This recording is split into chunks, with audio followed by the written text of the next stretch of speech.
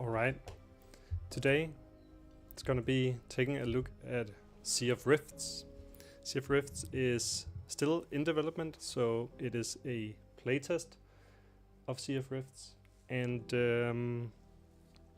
I will be joined by two of the developers of the game in about an hour. So if you are here just for the developers, come back in an hour. But what I'll do is I'll start the game, just learn the ropes a little bit, and then they'll join. It's gonna be the art director of the game, so get to talk about the art, their work on it, their thoughts behind it, and it's also the narrative designer and writer. And it is a game quite heavily focused on the story, I think. What they've done is they've created a procedurally generated story in a sense. I think, of course, there is a red line through the story, but there are many events that are generated as you go. So I think you might get a different run each time you play the game. Okay, so yeah, I'm just gonna start a new game. I think because this is a playtest, you won't be able to load, and I think actually the playtest is open to all currently. I'm not sure if I got a key way back. I saw this game the first time like 2 years ago. Kind of been following a little bit on the side. But if I start a new game, the first thing here is create a world. And I will be reading all the kind of tidbits of story, because I think that's kind of key for this game. So, before the Great Rift appeared, before the sky and sea was torn apart, a word was said by the All-Mother. This word was the seed of everything, a saying from the Shaped Folk. And now I can put in a seed, and the standard one is skip or bend, and then the seed determines how your world is generated. So if I go and type something else, I should get another kind of world as we go in. I'm told to create a captain with different portraits to choose from. Well, let's take a hat, since I am a captain. First name will be Game Master's, last word will be Brown. Maybe that's the other way around. I haven't really thought about that. Health. Can't change how much health I have, but I can. Do I get to change all of these skills? Start traits. Your start traits determine what attribute and skill values you start out with. Click on a trait to change it. Oh, I was a fisher folk, or I could be born in the purple, child of the cunning folk. Oh, quite a few different ones. So wits, ability to use logic and deduction to overcome mental obstacles. Bravado, the display of force, violence, fisticuffs. So I also said that I've been following this game. That is to say, I've seen it. I haven't really played it much more than 15 minutes once. So it's not that I really know the game. Finesse. Well, since I don't know which one is better or anything, let's just take the first one. How did your life start? I was a fisherman. You always tell people that a rough life on the edges of the empire, the coast where people are lost to the sea, shaped by the rifts, or fall prey to their denizens on a regular basis, made you strong and resilient as an adult. Let's take that. And my upbringing, swab on a tug. You got your sea legs early on, mopping the deck, doing odd jobs aboard a small harbor ship, and hiding the occasional smuggled item in your bunk. And that gives me vigor, finesse, and wits. And probably there's also a few of these. And career. I am an artillery officer. You've taken part in many punitive expeditions against pirates, resurrectionists, and the Shaped Folk, which has given you a cool head in a firefight, a working knowledge of arms maintenance, and a low level of tinnitus. Fighting, mechanical, carpentry, captain's attention. Captain's attention sounds good. But I don't know, there are quite a few attributes and skills. So let's just take those, and then if you play again, then you could you would maybe see that you had some difficulties in some areas, and you could improve those on your next run with the attributes. This game is about telling your own story while exploring a hostile ocean. A loyal crew and a ship to call home will take you far. But don't expect your first voyages to be successful. Danger takes on many shapes and sizes, exploring the Sea of Rifts. An awakening. Spores are falling. You're holding a vial with a scrap of paper tied to the stopper. Something nags at your memory. Something trying to burst out through the fungal infection. If you can't remember writing this, drink me, is scrawled on the tag. You unstop the vial and down the antidote. Memories begin to return. Okay, so we're living in some kind of fungal world where the spores maybe are affecting our memories. Sail to the purple star on the compass. Hold W to deploy and stow sails. Oh, did that actually change the sails? Yeah, it does. Turn ship, rotate camera, and zoom. And you can already see out on the side I have a crew. So I'm the top one, and then I have Archie, my mechanic, and Sif, my sailor. Sif to saw something around northeast. Quest, sail to the wreck. We are not the first. Memories are slowly returning, floating up from the fungus-choked depths of your mind. You're here for the Marble Empress Skulvo's ship. For sunken treasure and a ship to call your own. Oh, so this ship is not my own. Shiftlings lurk around the wreck at the center of the lagoon. There's only one thing for it. Shiftlings. Okay, ready the cannons. Kill the sea monsters. Oh, is that these ones? Enter fire mode with shift. And shoot. I got one weird specimen. Seahawk. Shoot. Combat 30. Skulvo ship. Exit fire mode to attack. Okay, so there's a kind of combat mode and exploration mode. Oh, I'm super swift. I don't think there's any kind of wind direction. So in other games like Valheim you will have a wind direction, but here it just seems like I go forward if I put down my sails. The Marble Empress. Partially submerged amidst the waves, appears to be largely intact. Some calamity must have caused her to capsize. Stranger things have happened this deep in a rift. The same cannot be said for your current vessel. Shimmering mold speckles the hull and coats the sails, eating through the material at an alarming rate. Challenge, let's raise this ship. Okay, sounds like we need a new ship. Our own is not good and the one that's lying in the water is better. Challenges. You are now in charge of your crew's first challenge. Okay, so that's a different kind of combat system. The challenge is split up into tasks you assign crew members to. They each contribute a varying amount of chance to complete the task based on their stats.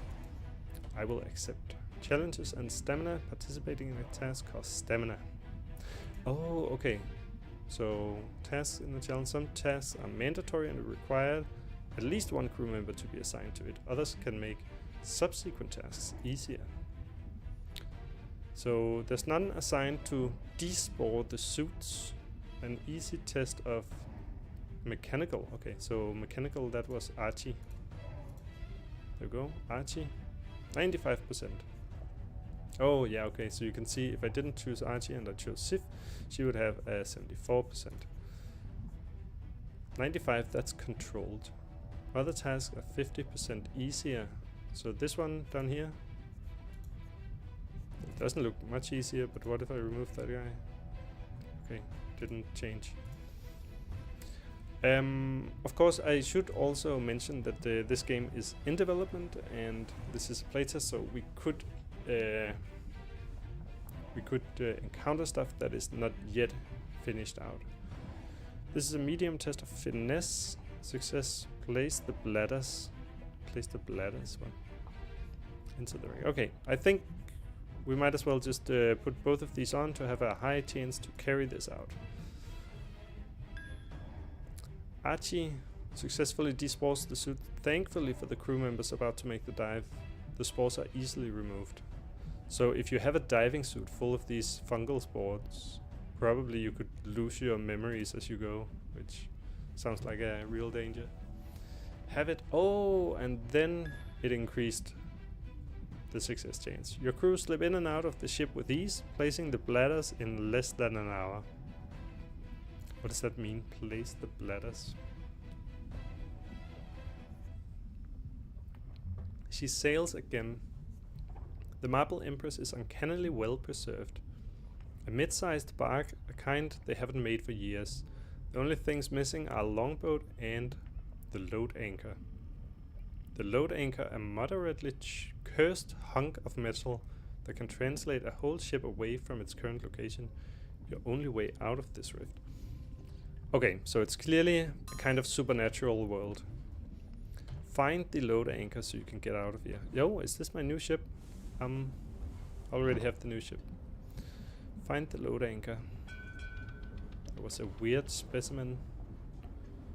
These are the remains of the creatures that I shot before. Curious catch. And there's still a purple star on my compass, so I wonder if that's where the load anchor is. The air is thick with spores, it says.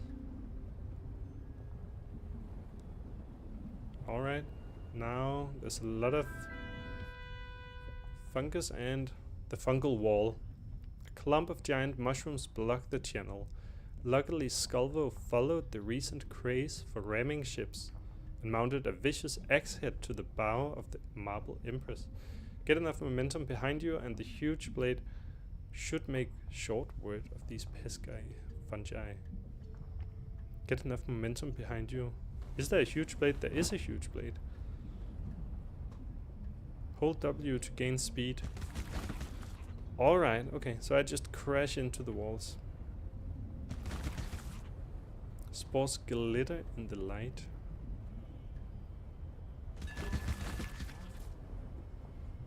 Well, doesn't look too healthy to be ramming through that many spores, but we did it. An abandoned boat, the longboat. Skulvo's body is woven in a cocoon of hardened mycelium. The load anchor at her feet and her hands clutching a map. Seeing it releases another barrage of memories. It's a map to the center of the world, a map to the Great Rift. It was a dangerous obsession that got her killed. Now you're here to take on her mantle. Okay, so we're getting a map that will lead us to the Great Rift, the center of the world. And I guess that's gonna be our mission to go there. The longboat. Neither Sif or Archie are volunteering to hop down to the lifeboat and loot Skulvo's entombed body. Time to remind them you're as much captain of the ship as the rust bucket you just abandoned. You're about to spend your first captain's attention point.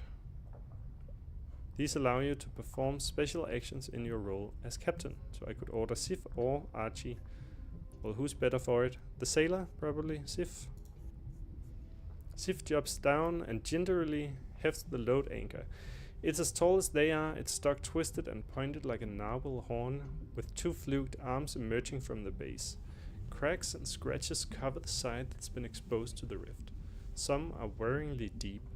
When they hesitate, you tell them to bring the map and to cut away Skulvo's fingers to get it. Sif blanches at this macabre assignment, but does it anyway. You spend captain's attention on a task. So that's used to perform actions that require your attention. Alright, something dangerous happened. Oh, I can choose.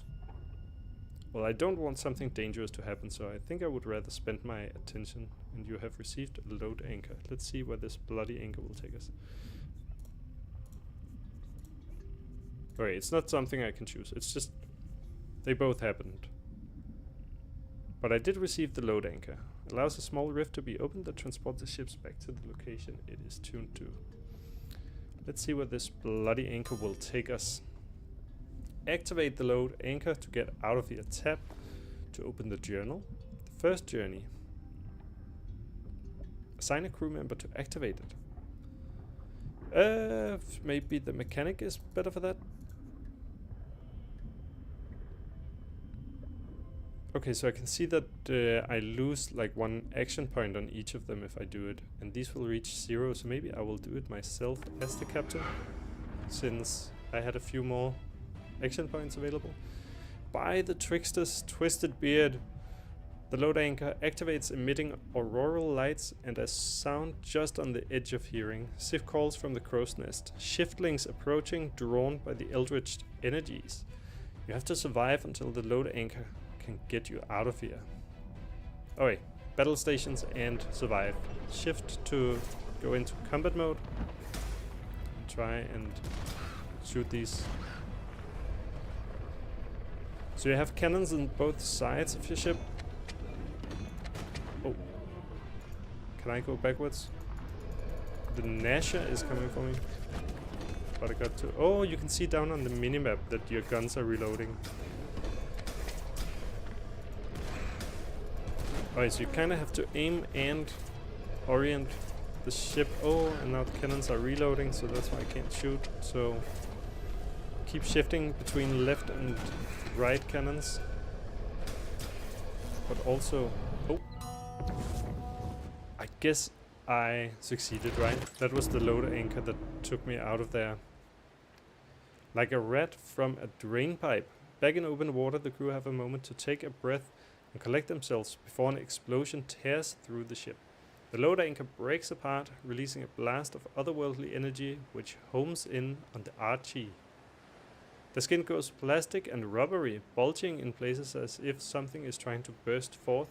Eventually it dissipates, leaving Archie unharmed, but marked. Exploring the Sea of Rifts will expose your crew to the strange energies of the rifts.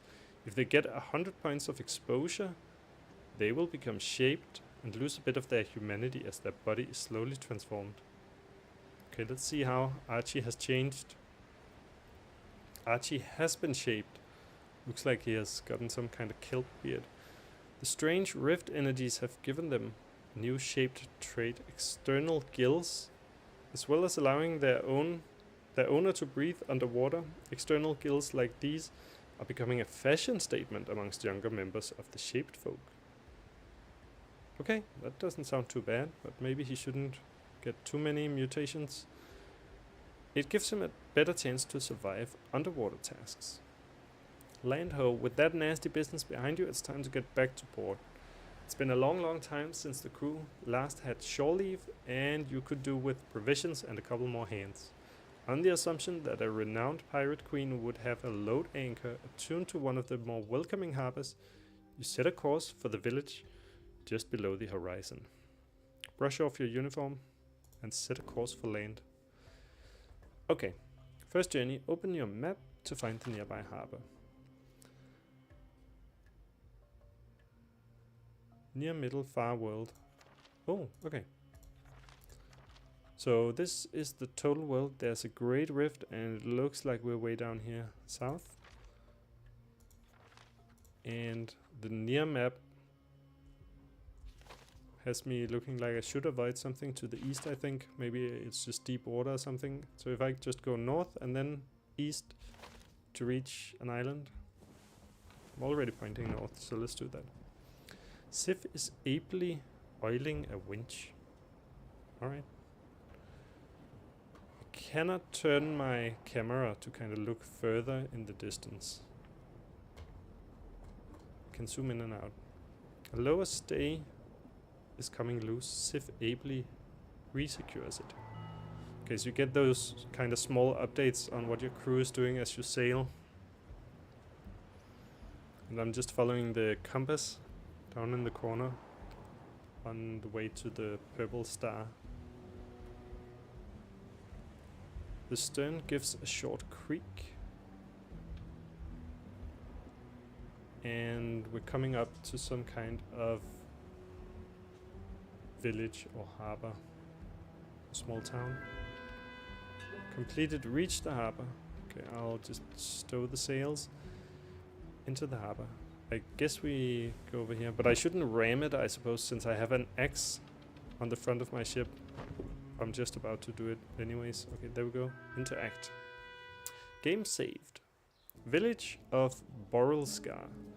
Few cottages, a pub and a pier, just big enough for you to dock. Insular. Expect most crew candidates to come from the local culture. Fancy a pint before turning in. So I think that's just a message from the town. Quest. Interact with quest. Shore leave. Despite the faulty engine and unfamiliar ship, you managed to dock the Marble Empress and complete your first excursion as captain. Archie and Sif politely congratulate you and begin pointedly asking about shore leave. You completed the quest, you gained 100 experience. Yes, of course, some rest. But first, Archie tells you that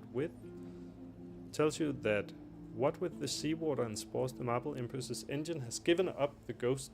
Nearby fisherman sidles over to inform you that there's a note on the inn's bulletin board promising a second-hand engine to whoever can deliver a letter for the innkeep. Well, that sounds suspicious, right? You can get an engine for free by just delivering a letter. But I suppose we have no choice. Something safe happened. The crew will react to this depending on the traits. Okay, so if they have traits that they like safe stuff, maybe they will react. All hands to the inn. Let's go to the inn with a letter to get a new engine. Village of Borrelsgar. The bushels of apples. Have a drink, hire crew, and find work. So that's the inn. Check the bulletin board for work, hire crew at the bar. I can't deliver the letter, so let's just check the bulletin board for work, rumors, and news.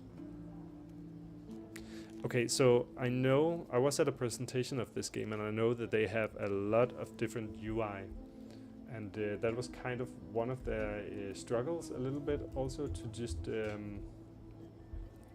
place all of this UI, make sure that they had all these UI systems, and you know, that kind of became a little bit of a struggle for them to include it all. So, well, let's see. Down by the shore, and oh, I think this could also be something that is a little bit of randomness, because I know that they talked about like procedural generation of the story. So let's see, down by the shore, a tipsy carpenter beckons you over to tell you that William the Poacher saw a mermaid down by the bay. Okay, so that's not anything I can accept a quest from, but maybe that's just good to keep in mind. They walk among us. A wide-eyed alewife whispers to you that Isabel the Sewer caught one of them shaped folk in their vegetable patch. I caught a shaped folk, so maybe it's not so good that Archie was just mutated a little bit, although it did say that there was fashion amongst shaped folk, so they're not totally uncommon, I suppose. Stay informed, stay ahead. World News Herald. Village celebrates noble nuptials. I don't know what that is. The Rural Review extends its congratulations to Baron Borrelsgar and Madame Ferguson on the occasion of their wedding. Play up, Ostgillan freebooters narrowly defeated local team Borrelsgar Harlequins in yesterday's Rucker Association fundraiser match, prompting calls for Captain Henderson to be hanged. Wait, what? There was a local match, now Henderson has to be hanged. Okay, I'm a captain, so I should be worried about the matches, I suppose. Noise complaints. Residents of Borrelsgar demand replacement keeper as a rhythmic drumming from Lighthouse keeps them awake for 17th night in a row. Okay. A rhythmic drumming from the Lighthouse. The innkeeper's sister. Deliver letter to the innkeeper's sister in Raven Castle. Reward. Surplus. Engine. Okay, yes. I will accept. So okay, now I took the letter. So that was at another inn, maybe. I didn't see the name. Hire crew at the bar. Hiring crew. Here you can hire crew for your ship, each with their own daily wage you have to pay. Oh no. Well, I have 500 coins. Crew members have traits that define them as a person and what they are capable of. Select a trait to learn more about it. Hiring crew. What traits you can see is determined by your familiarity with the candidate. Before hiring, you can buy drinks to get to know them better. There are also other ways to increase familiarity with crew members on your journey. Okay. To the right, you can see the accumulated stats for your current crew. So on my crew overview, I have ship crew capacity of max 5 and minimum of 3, and I've only hired 2. So I do need to hire somebody. And I don't know if my crew are providing the first number or the last number, but how much the candidate will change that. It's a good idea to create a balanced crew, but you might also want to avoid certain traits, not just focus them, but actually avoid them. Is there only the one? Oh, I do have others that I can skip through. Oh, quite a few. That's a lot. That's like 10. Buy them a drink for 25. That seems kind of expensive. Depends on what I get from them. What's my lowest stat and what do they give?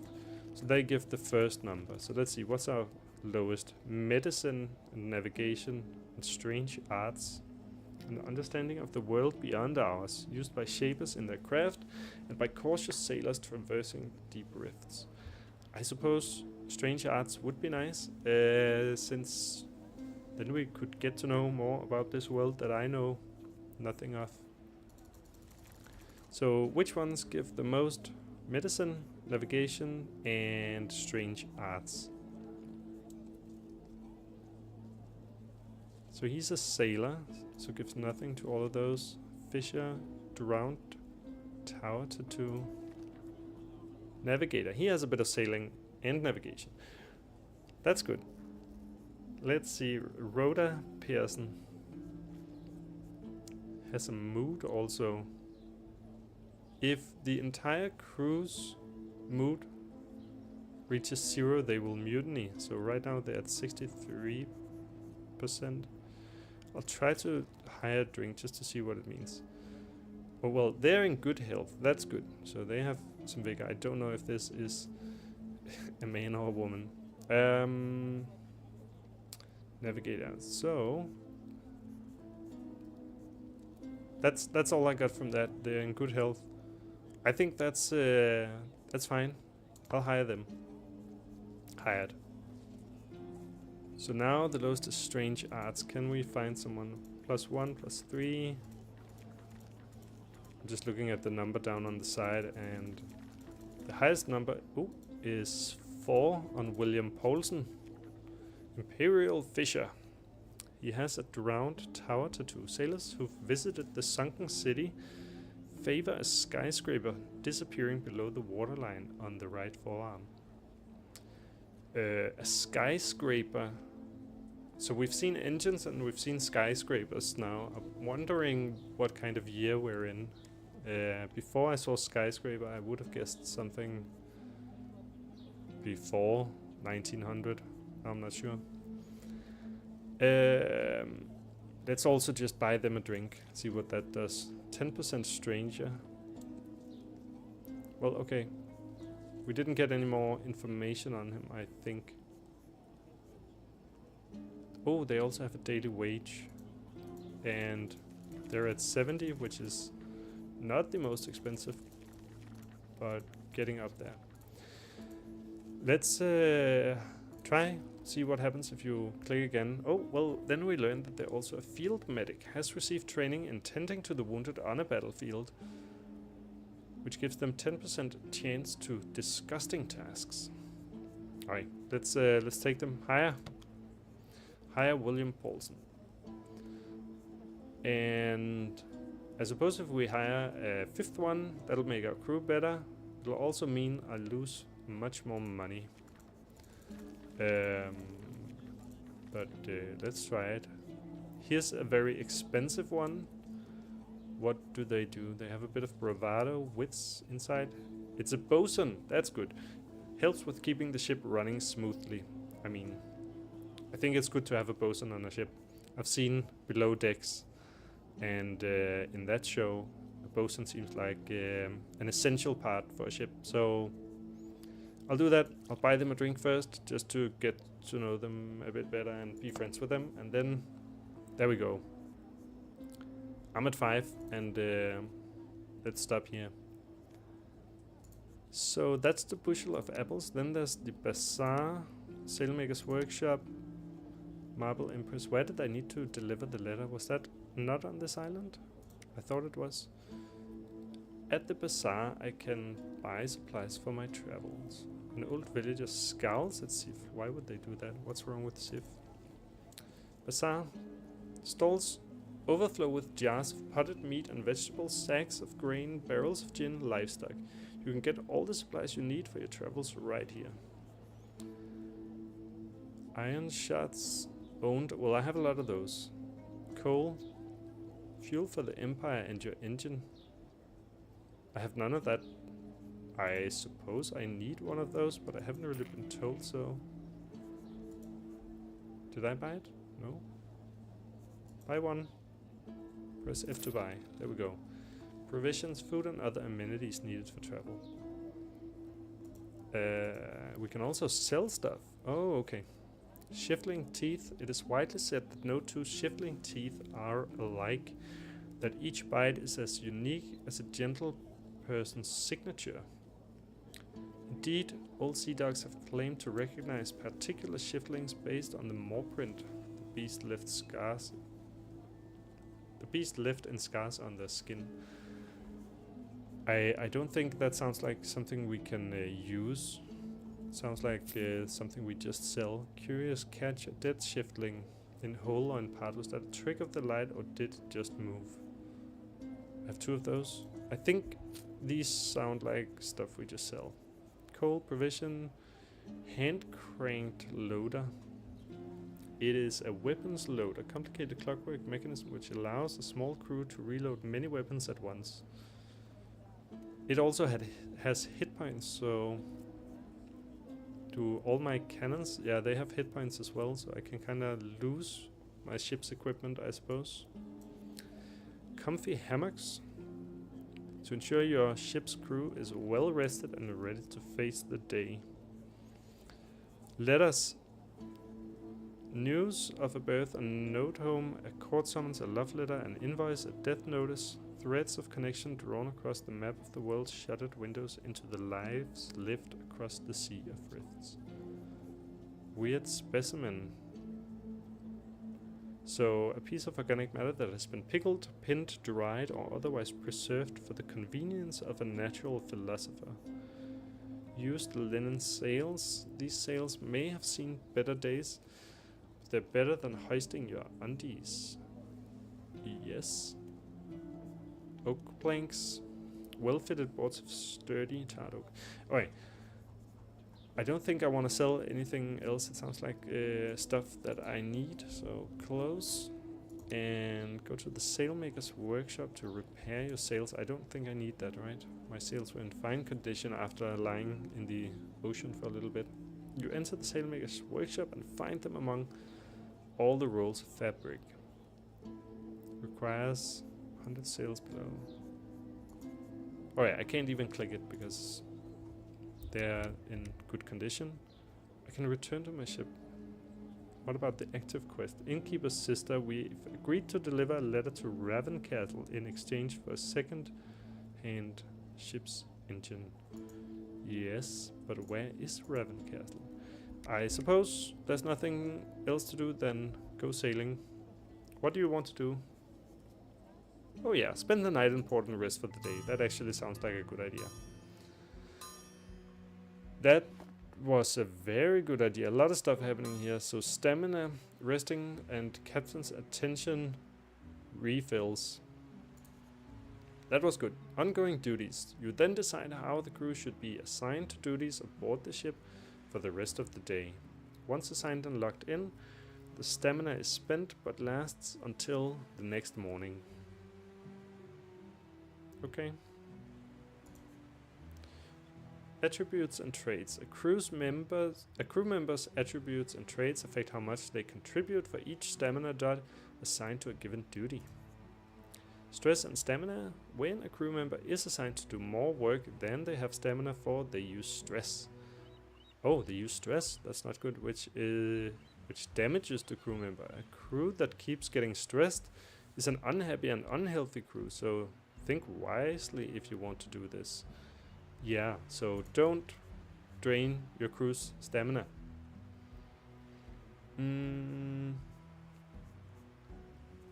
Okay, but what do I have here? Assign tasks for the rest of the day. Do I need to do all these things? Cooking. It's probably good that somebody cook.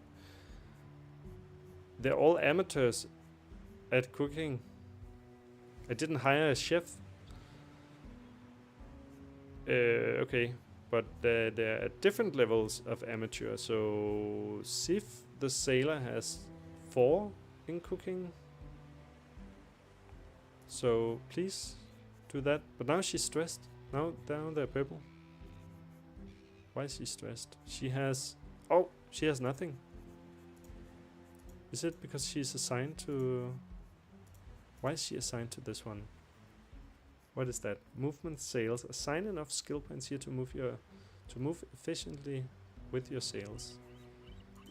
So can I assign others so she doesn't have to sail? Now I'm just, I think, assigning everything. Oh, I can right click it to make it disappear. Okay, so I can have her spend all her stamina on cooking. That doesn't sound too good. There was another one who had +3 to cooking. So maybe I'll do like that. Okay, let's just clear this. So now the cooking has, well, it still says 0 out of 3, but I think now I did 3 out of 3 with William and Sif, and they should be able to cook. Yo, Proficient Mazed, hello. You're tuning in yet again during another late night gamer in America. I'm glad to have you here. So today we're looking at Sea of Rifts, and I'll be joined by the developers in about 20 minutes or so. 2 developers this time will be joining. It's gonna be the art director and the narrative designer and writer for this game, which seems to be very heavy on the story. So I am just still reading everything and learning the game a little bit. You remember this is one you were excited for. Cool. I was thinking a little bit of the game called Dredge, which is another one where you have a ship and you sail around. You're a fisherman and you sail around these always dark waters and dark villages, and there's something nasty and kind of mysterious and otherworldly going on. Seems to be a bit of the same case here, but you have a whole crew that you need to take care of.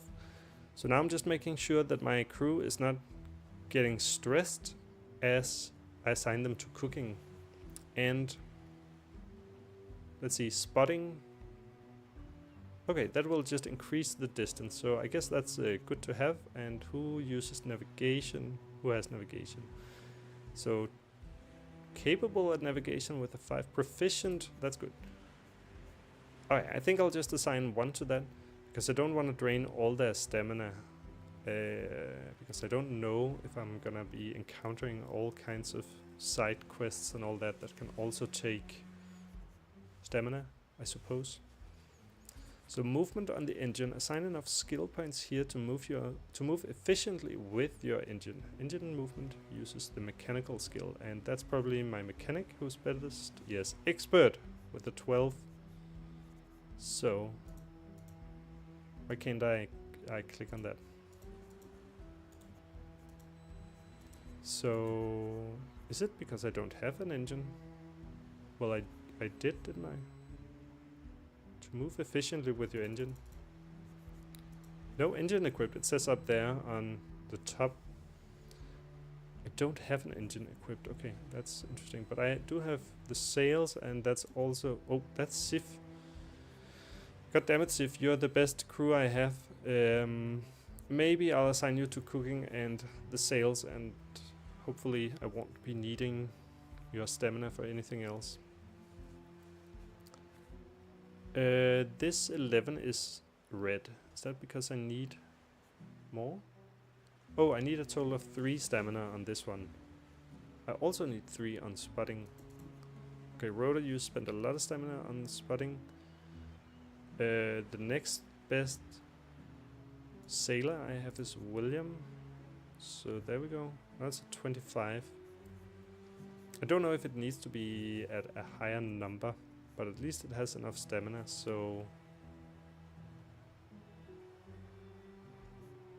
Did I miss some kind of information about the stamina? Will I be needing it for anything else? Because otherwise I should probably just be spending it all. But I don't think I will, because I have a feeling that stamina is also going to be needed for something else. So, at this point, I think I can leave harbor. You have fit crew, not assigned any duties, it says. Okay, so I should assign them. What do you want to do? I want to... oh no. I want to go back and assign my crew. Head to sea. Someone is hurt. Go to the crew page to care for them. Oh, here's the duties. Okay, I can still assign. So I should be assigning everyone apparently. So let's see. Tyra is best at navigation, and Archie is not assigned for anything, and Archie is best at cooking actually, so let's put one more on cooking. And I myself am best at sailing, so maybe assign like that. Close. Someone is hurt. Okay, so now I need to find the crew page. Ship crew. Who's hurt? So this is the mood. Oh, here we go. Rhoda is hurt. Assign someone to tend to them. The best doctor I have is William or Sif. And yeah, looks like I will be spending stamina on this as well. Okay, he just said take 2 of these. And Rhoda is being treated by William. Is that... I think that's moving. So they're being treated, and I think I'll just sail away. I do have a purple star on my compass still. So I suppose that could be the inn at Ravn Castle that I need to go to. Archie is flipping a coin. Breakfast is being prepared. Something on the horizon heading west. Okay. What is on the horizon? Is it what I need? Rhoda got 4 health, so she's probably improving. Archie shuffles a deck of cards. And here's sort of a whirlwind kind of looking wind. It looks like a... What was that? Meal blend. The meal gave... It looked like... Oh, the meal was bland. It was a poor meal, so they all kind of lost a little bit of their mood. I sighted something towards the west. My mood is dangerously low and getting lower because if that reaches 0, it said that they would mutiny. Wait, what's this? Bounty of the forest. The island is covered by a thick ancient forest. Only high cliffs and a thin stretch of sand separating it from the water. You can't see far into the wild woods, but you imagine that it would be a perfect place to forage for provisions. I think we'll do that. Let the crew rest or forage for food. Your crew's navigation skill means controlled 85% odds. Well, we need food, right? So let's do that. Oh, what? Lost 20% mood? So much we don't know about our world. Admiring nature. Okay, so they're getting happier. They weren't happy to go there, but then they saw the nature and it made them feel better. You and the crew search the woods for food. After a watch or so, your sacks full of herbs, mushrooms and berries, you return to the Marble Empress. You spent captain's attention on a task, so now I don't have any captain's attention. Something methodical and dangerous happened. What dangerous happened? You have received 1 point for provisions. Onwards. Whirlwind 20 up. I think that's XP. There's another star over here. Probably another kind of event. Looks almost like a ship full of soldiers. The floating feast. Wait. Is that a mutated ship or is that a decorated ship? Either way, it looks kind of hostile. The clamor of drunk sailors, recognizable in any language, carries over the water as you approach the anchored ship. One sticks a scaly head over the side and, spotting the Marble Empress, which is my ship, invites you to join them. You don't quite hear, but you think they said they're on something called a booze cruise. Alright, well, that could improve stamina and morale. I will need that because my crew is in a bad mood. Wait, stay for a drink or challenge carouse all night long? I mean, if I stay for one drink, I will improve my stamina and morale. That's good. If I stay all night, are they just gonna end up in a worse condition than they are? But it would also improve their mood, I think, and I think it's a challenge. Let's try it. Let's see what it is. Try flighting against a Skald, a medium test of charm, which will make other tasks easier. So who's good at this? Sif, you're good at this, but you will get stressed if I put you on that task because I already put you on too much work. It will make other... Okay, let's see how good I am at the other. Join a wrestling competition, a hard test of bravado. I will receive crowns if I win. Oh, I can assign several to make it, but I mean, they're still quite bad, all of them, at fighting, apparently. I didn't hire a bulky crew. Take part in the revels. Hard test of vigor. And with a success, I will go to the next day. What if I don't succeed? Sif again? God damn it, Sif, you're the best at everything, and that'll just end up making you do all the work. Okay, let's put Archie on a bit of fighting, maybe also Sif, you know, because I think they would regenerate stamina. No, let's not do it. Let's not stress out our employees. That's a bad thing. I'll put it like this. We will see. I mean, William and Archie, you'll spend stamina and there's a poor chance you'll win, but hopefully these guys have a very good chance of regenerating your stamina from all the good partying. Okay, you failed. A huge sailor with a tentacle for an arm beats the crew in short order and takes the purse. Well, do I lose money? I hope I didn't. A huge sailor with a tentacle for an arm. So maybe next time, William. Yeah, you lose a lot of mood though. I hope you will take part in the revels. Thanks to strong constitution and staying hydrated, the crew drink the shaped folk under the table.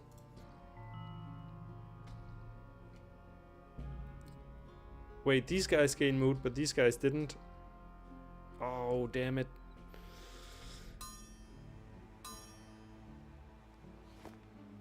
I hope... Wait, I got a lot of stamina. Sif also got a lot of stamina, that's good. Now they're well rested, so they gain a little bit of mood. I think my mood is still left at 50%, but... what now? Do I need to assign? Oh, it's a new day, so I need to assign again. And maybe I will need to assign more people to cooking since the meal was not good enough last time. See if you're good at cooking, but I'll save your stamina for a bit. And then William, are you good at cooking? You have quite a lot of stamina, so let's use some of that. Oh no, then you have nothing left. Okay, so I did assign the captain to do a bit of cooking. The cooking is a little bit better, but I really need to hire a chef, I think. Someone is hurt. Is that from the fighting? So duties... crew. Archie and William are both hurt. Assign someone who's good at doctoring. Again, it's Sif and William.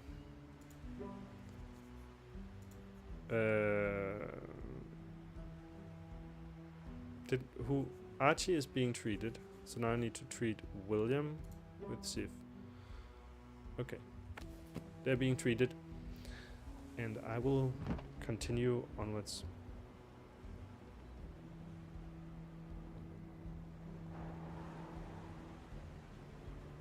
So if I go around, there's a purple star again, and I think the purple star is then maybe the active quest, and the white stars are maybe these events. Sails have been worn for 4 damage, so they're at 46 out of 50. Archie and William recovered a bit of health. Oh, there's another ship, so maybe it's just like the people of this world, they like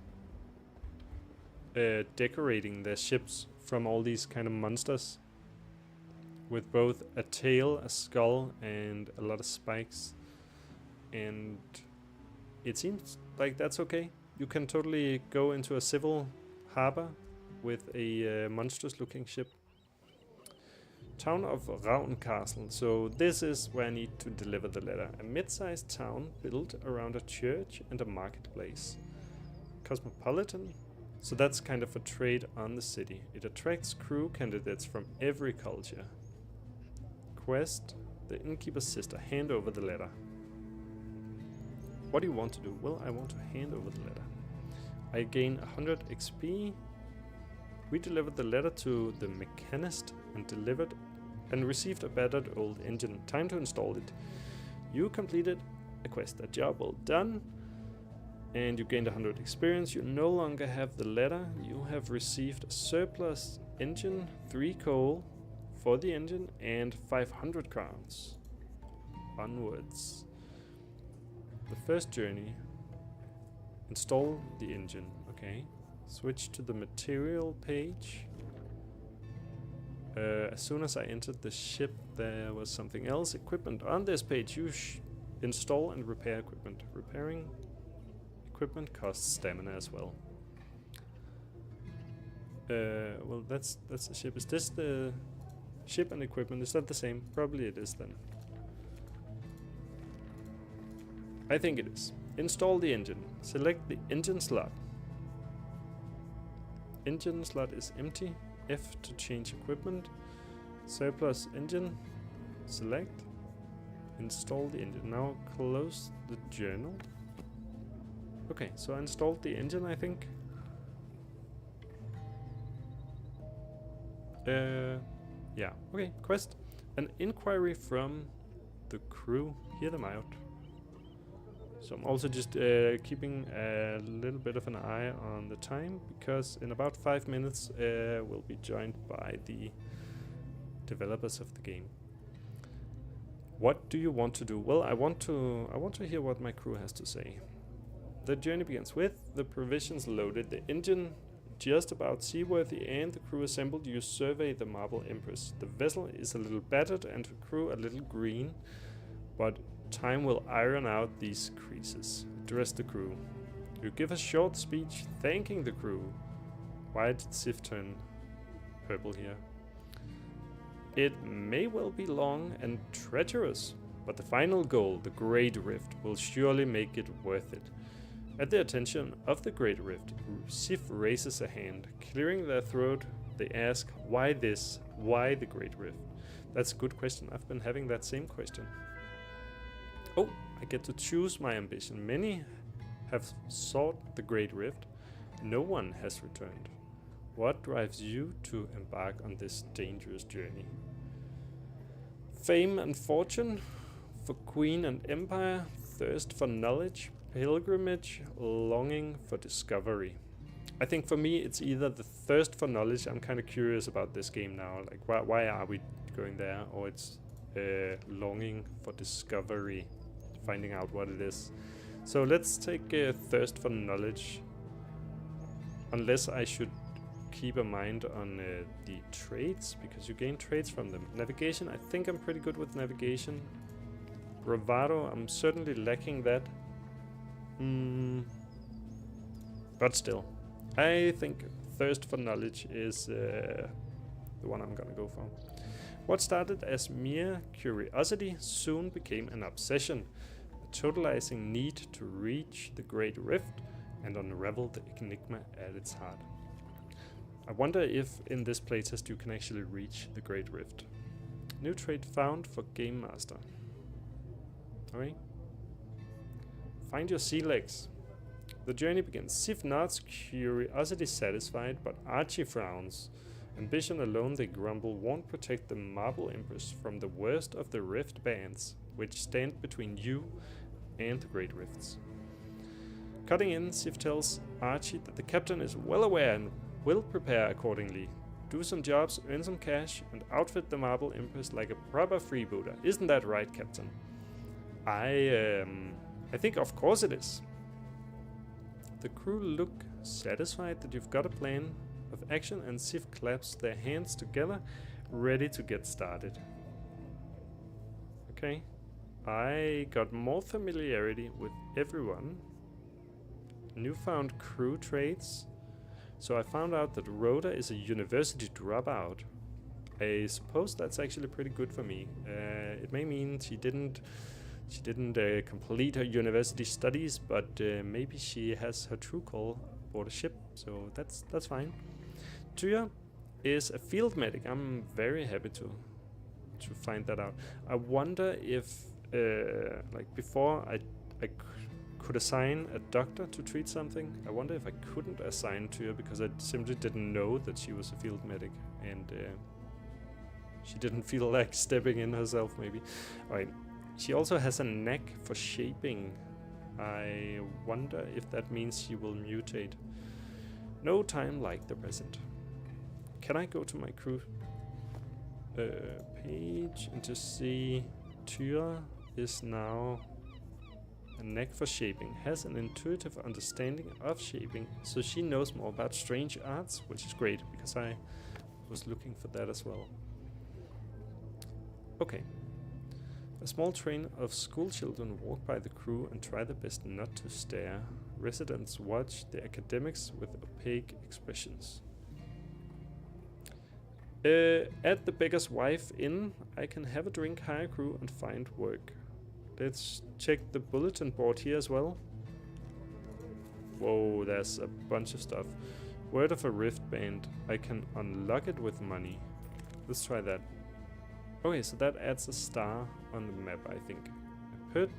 A paternalistic accountant confides in you that a new rift has opened not far from Ravncastle, if those merchantmen are to be believed. I will add that to my journal. So that's something I paid for. And then there's a lot of free stuff. A paternalistic administrator furtively tells you that Admiral Cook is spying on behalf of the Shape Folk. Admiral Cook is spying on behalf of the Shape Folk. I wonder if we're against them. Okay, I am getting a call now, so let me just shift for a moment. Say join call. And I'll need to shift some audio settings a little bit. Hello, Fergus? Hi. Yeah, hello, hi, I'm Fergus. I'm the narrative designer on Sea of Rifts. Hey, Fergus. Great to have you here. I just need to tune you a little bit because you're a little bit low on my end. But maybe if I tune you up like so. Hello again. Hello. Can you hear me a bit better? Yes, that's great. Great. Hello, I'm super excited to have you here. Hello. Yeah. Oh, Nice to be and here. we're being joined also by Sophie. Yeah, surprise. Hello. Hello, great. Well, that's not a surprise, we knew. I'm just also gonna tune your sound volume just a little bit. Yes. And I think we're good to go. I'll keep a look at the sound settings for a little bit before I continue the game, as we say hello. But if you wanna, well, I'll introduce you shortly. Fergus is the narrative designer and writer of Sea of Rift, and Sophie is the art director. Is that correct? That is correct, yeah. Yes, absolutely. And you've been on the game for all the time that it was developed? Or for... Well, I think I've seen this game around for at least a couple of years. Yeah, so Alex, the director, he's been working on it for about 5 years now, I think. But Sophie and I have been on since he put a team together to actually turn it into a commercial game, which was that 23 November, about November 23, something like that. Yeah, sounds about right. Yeah. Yeah. So we've been on, 2.5 years, All right. I think. Yeah, still going strong. Yeah. Cool. I know we also have some viewers on, and at least one of the viewers in chat. So I'm just gonna ask the viewer to confirm the sound volumes, because I've been tuning now my microphone, your microphones, and the game, and I think it's all good. I'm at the point in the game now where I kind of completed my first little mission, sail to the first other island. And I hired a crew. I'm getting to know all of the systems, and there's a lot of systems in this game. Oh yeah. I should say, Sophia, I've actually seen you present the game once at a small meetup where you presented some of the art for the game. Oh, right. Which meetup was that? Was it a Unity meetup? Yeah, it was at Unity. Nice. So you already got acquainted with it from my presentation there. Yeah. Yeah, so I know a little bit about it, and we'll dig into that as well, because I know. Well, you spoke about how all these ships were kind of customized. Now I've seen a few ships, but I've also I think I heard one of you talk about how the game also has a kind of a little bit of a generated story, and I think I've seen kind of elements of that, although of course probably it has some kind of red thread to the story, and then some random elements here and there. So a little bit. So the red thread, I guess, would be the main ambition that it looks like you just got, which is the get to the core of the world, get to the Great Rift. But around that, the rest of the story around that is largely generated. So we haven't got that much. I think actually just now you finished the tutorial, you've seen all of the most like handmade narrative content there, in terms of like it being linear and sort of, every player seeing it in the same sort of chronology. There we go.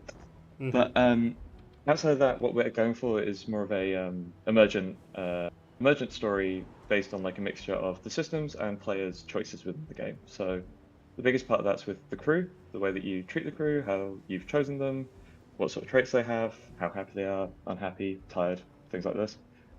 That'll lead to emergent points in the story. Then we also have our quest system, which you'll see a bit more later, but that's it's sort of modular of quests and beats. So we have this overarching little quest graph, as it's called, and then events happen within that aren't scripted, or they are scripted, but in the game sense rather than the narrative sense. So I think that's one of these, right? Down on my minimap, I see a lot of stars, and they seem to be these kind of maybe events that can occur. And now there's like a prisoner barge, and if I interact with that, then there's some story here, and can this be kind of is this a full story that you've written, or can this in itself also be pieced together by different parts that you made? Actually, this one, this is our great narrative intern Alice who did this one. So these ones, they're standalone by and large. There will be this one. Not sure it does, but like a lot of them have conditional stages within them based on like what crew members you might have or like traits and stuff like that.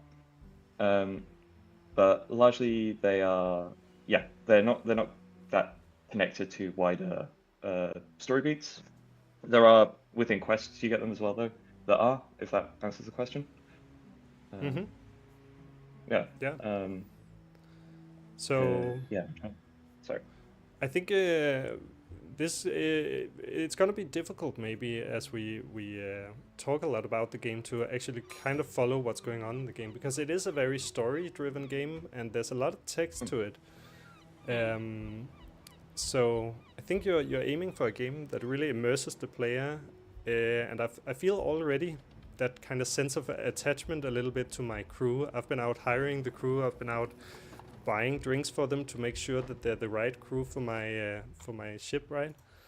And they already actually already get some sign, some kind of attachment to them, in the sense that I know, well, Sif is really good for my crew. I know that she's at every task I've had. Oh shit! I didn't see that she was that mutated. But also so beautiful. so beautiful. But just as we started, I also approached some kind of purple kind of star, and I saw that they all lost some health and they all got some exposure. But I don't know if that's what's turned Sif like that. It could be. It could be the case. They do change over time. If exposure level hits 100 and you stay overnight in town, they will... they will actually, when it hits 100, they will change and get shaped. So it might be the case for Sif. Maybe she already has been shaped for quite a while. I don't know when you hired her, if she was having tentacle hair. She was aboard my ship as I started the game. Is that also random then? Or is it like... I would have thought that those were kind of my Archie and Sif were my mechanic and sailor, and they were... that's based on the seed you write in really? when you start the game, actually. Yeah. Okay. So it's random in that sense. Yeah, you do always start with a mechanic and a sailor. And the thing with Sif as well is she's a member of... so we have two main cultures in the game right now. Two main... cultures. Which are the Empire, which is all your sort of Victorian Anglo-Danish guys. And then Sif is part of one called the Shape Folk, who are more going for embracing the changes of the Sea of Rifts rather than trying to struggle against them. And so they have a lot more of these mutations, these shape traits. Yeah, I've seen already a little bit about these shaped folk, and they seem to be kind of that there seem to be some hostility towards them, but still they're very accepted as well. And like my crew is a mix of them, but they also seem to almost have their own place, like just from the small tidbits of story I've seen. So is it like a people unto their own? Like, do they have a country or? Yeah. They live far out at sea. Next time you're in a harbour, I can give you a tip of how to find where they live. Well, we so could try and return. Deep in the oceans. Yeah. Okay, so now I think I chose at this ship to kind of just give my crew some rest because I had the chance, and so now I need to log in their duties for the day. And you can see I'm spending all of Sif's stamina every day because she's simply the best. But I'll try and see if I can find my way back to harbor. Then I think there was one sort of this direction. Yeah. And I think I also gain a bit of speed as I run into the wind. Yeah. I think you got an engine now. As well. But I think you have to assign... I do have an engine, but didn't I... so do I need to turn it on? So if you go back to the crew duties, you can put some stamina.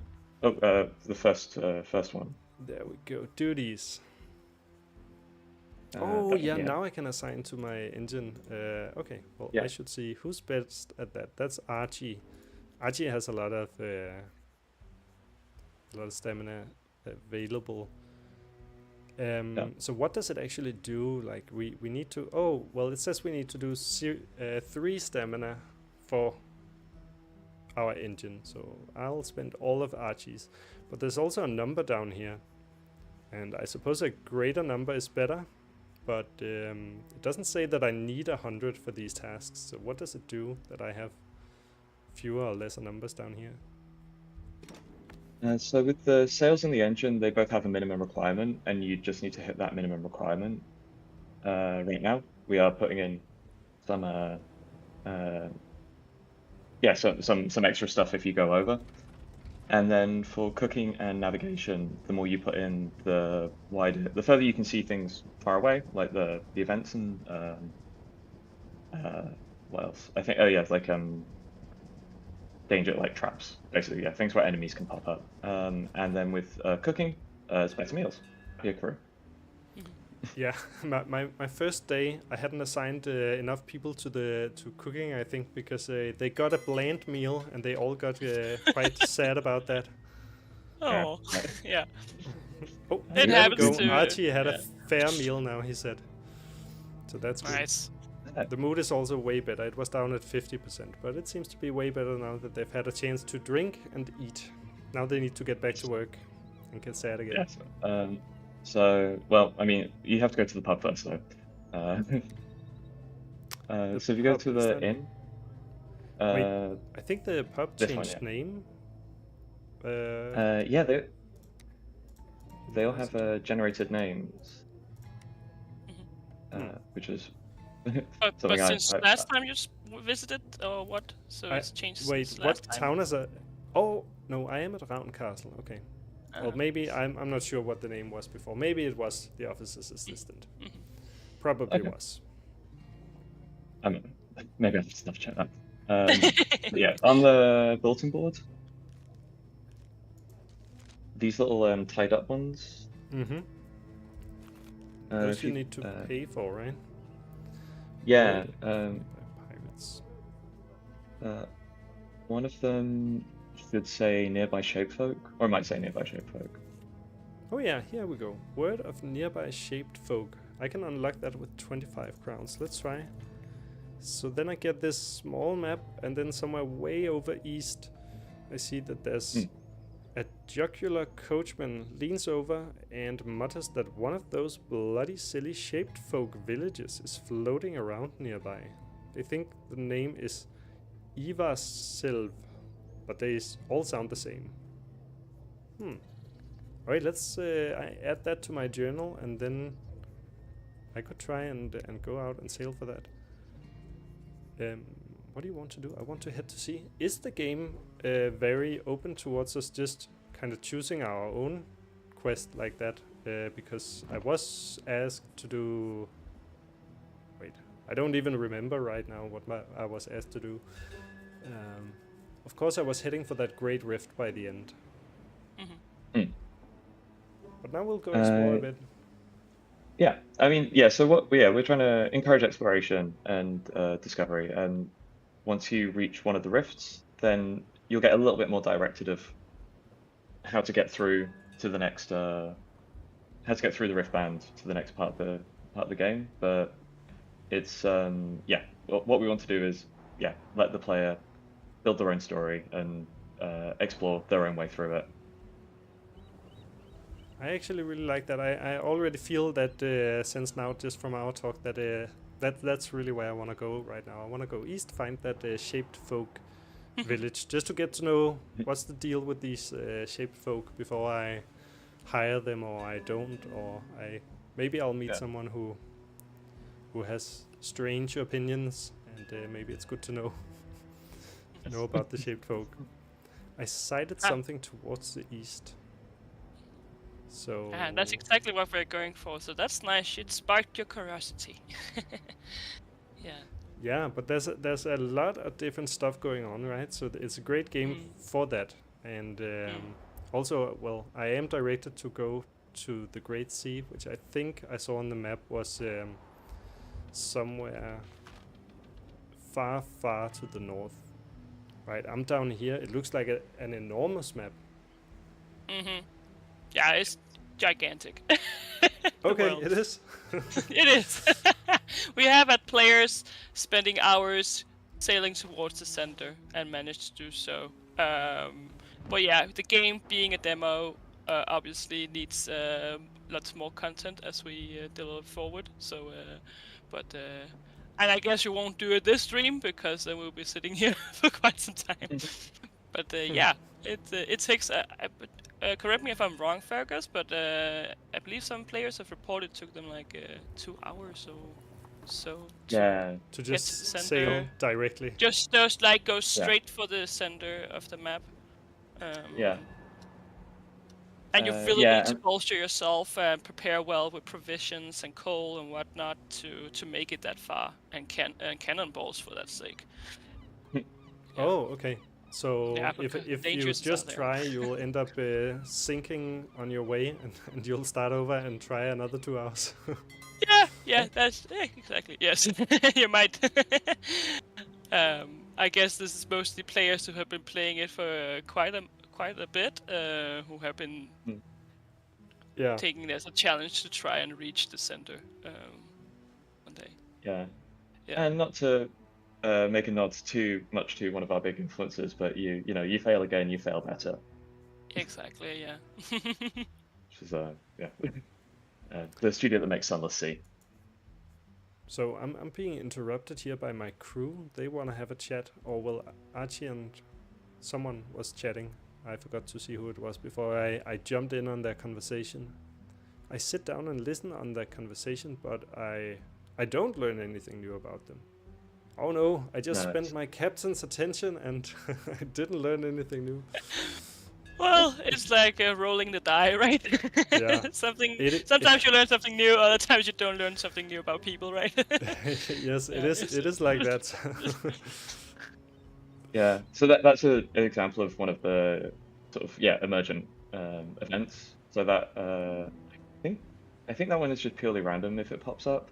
Mm-hmm. And then with the one that you chose, it's dice. It's like a coin toss, I think, of whether you find something out or not. And then there's one below that, which is you can insert yourself into the conversation, and that can also go positively or more positively or more negatively. So. Yeah, I saw I had an opportunity to kind of sit in on their conversation, but it felt a little bit disruptive, so I didn't want to do that. But maybe I should have. If you want to find out more about the Shape Folk, that event that you're just sailing past right now. Oh, turn about. I'm looking for a floating island because that's something I saw on. Is it the sea one, or is it the question one? The question mark. Question mark. Yeah. So this one will also ship. Yes, this one will also help you get through the night without having to go back to port. Actually, Sophie, sorry, since I know that you, I know that you did a talk on the customization of all these boats, so I'll ask about that because now I'm seeing another boat, and just half an hour ago I sailed past another ship that has this sort of same look. It was purple instead of yellow, but otherwise looked much the same. And I think you said that you have hundreds, maybe even 1,000 different combinations from just combining all of these different looks, and you focused a lot on this randomization and putting stuff together rather than sitting down and drawing all these kind of unique shapes. That's right. Yeah. So during the talk, I covered that the way we approach the art in the game is that we try to maximize the potential of our assets. So before introducing new assets to the game, new 3D models, we try to figure out ways to use the assets we have in as many ways as we can as possible, and also using colors. So in collaboration with Alexander, the game director, we come up with this tool for flipping the colors on the ship. Without having to put in a lot of textures into the game, because they will naturally, the more textures you import into the game, the more storage space the game is going to take up. So yeah, it's like a modular approach where every part you see of the boat is like an individual component, and we can easily put together a ship in the game in Unity using the various components. But I'd say I think we could improve on this, and it's something we're gonna improve on. We're gonna make it even more like Lego brick style. So like break up the hulls even more, so we can create even more variety. But that is the idea, yeah. Are they all generated then before the game, and it's just a random which one appears, or are they generated inside the game as you're playing? No, so as it stands right now, we have created a lot of prefabs. They are already pre-made from the beginning of the game. We have a pool of different ships. So this one is a Shapefolk ship, for instance, you are next to. So they are made beforehand, but the coloring of them is random. We have like defined what you could call color families. So for the Shapefolk, they follow a color palette of purples and greens and orange, which are the colors of this faction. And the Empire, you might notice when you go to an Imperial city next time, but their ships are mainly blue and golden, or black and gray.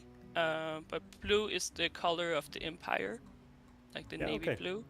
So that's how we try to, like, with, as we know from RTS games, to kind of also put some identity for players to easily identify which factions the ships belong to. Yes, of course. That's very common in RPG or RTSs that you play the blue team or the red team or the green team. Exactly. Yeah. Especially when you see things from afar, it might be really important for you to quickly identify which faction the ships belong to, right? Is it a friend or is it a foe? Yes. Yeah. We're also talking, especially when it comes to games like Warcraft and Starcraft. I remember me and Sophie, we were talking a lot about silhouette as well, like these sort of very, trying to have these recognizable silhouette. Oh, yeah. Exactly. Speaking on behalf of First Sphere. Yeah, it's true, and it's so cool. Yeah, it's true. It's a good comment because we accentuate the sizes. You can see like nothing. It's a stylized game, right? And the ships are cartoony in their shape because we see everything from afar. It's quite important for the player experience that you can really tell what is what. So the X-Ram is like really enormous on the ship. Oh yeah. Compared to what it would probably be in real life. But that's these kind of choices you need to make and balance out as with the game like this. Especially because we know other like nautical games where you have seafaring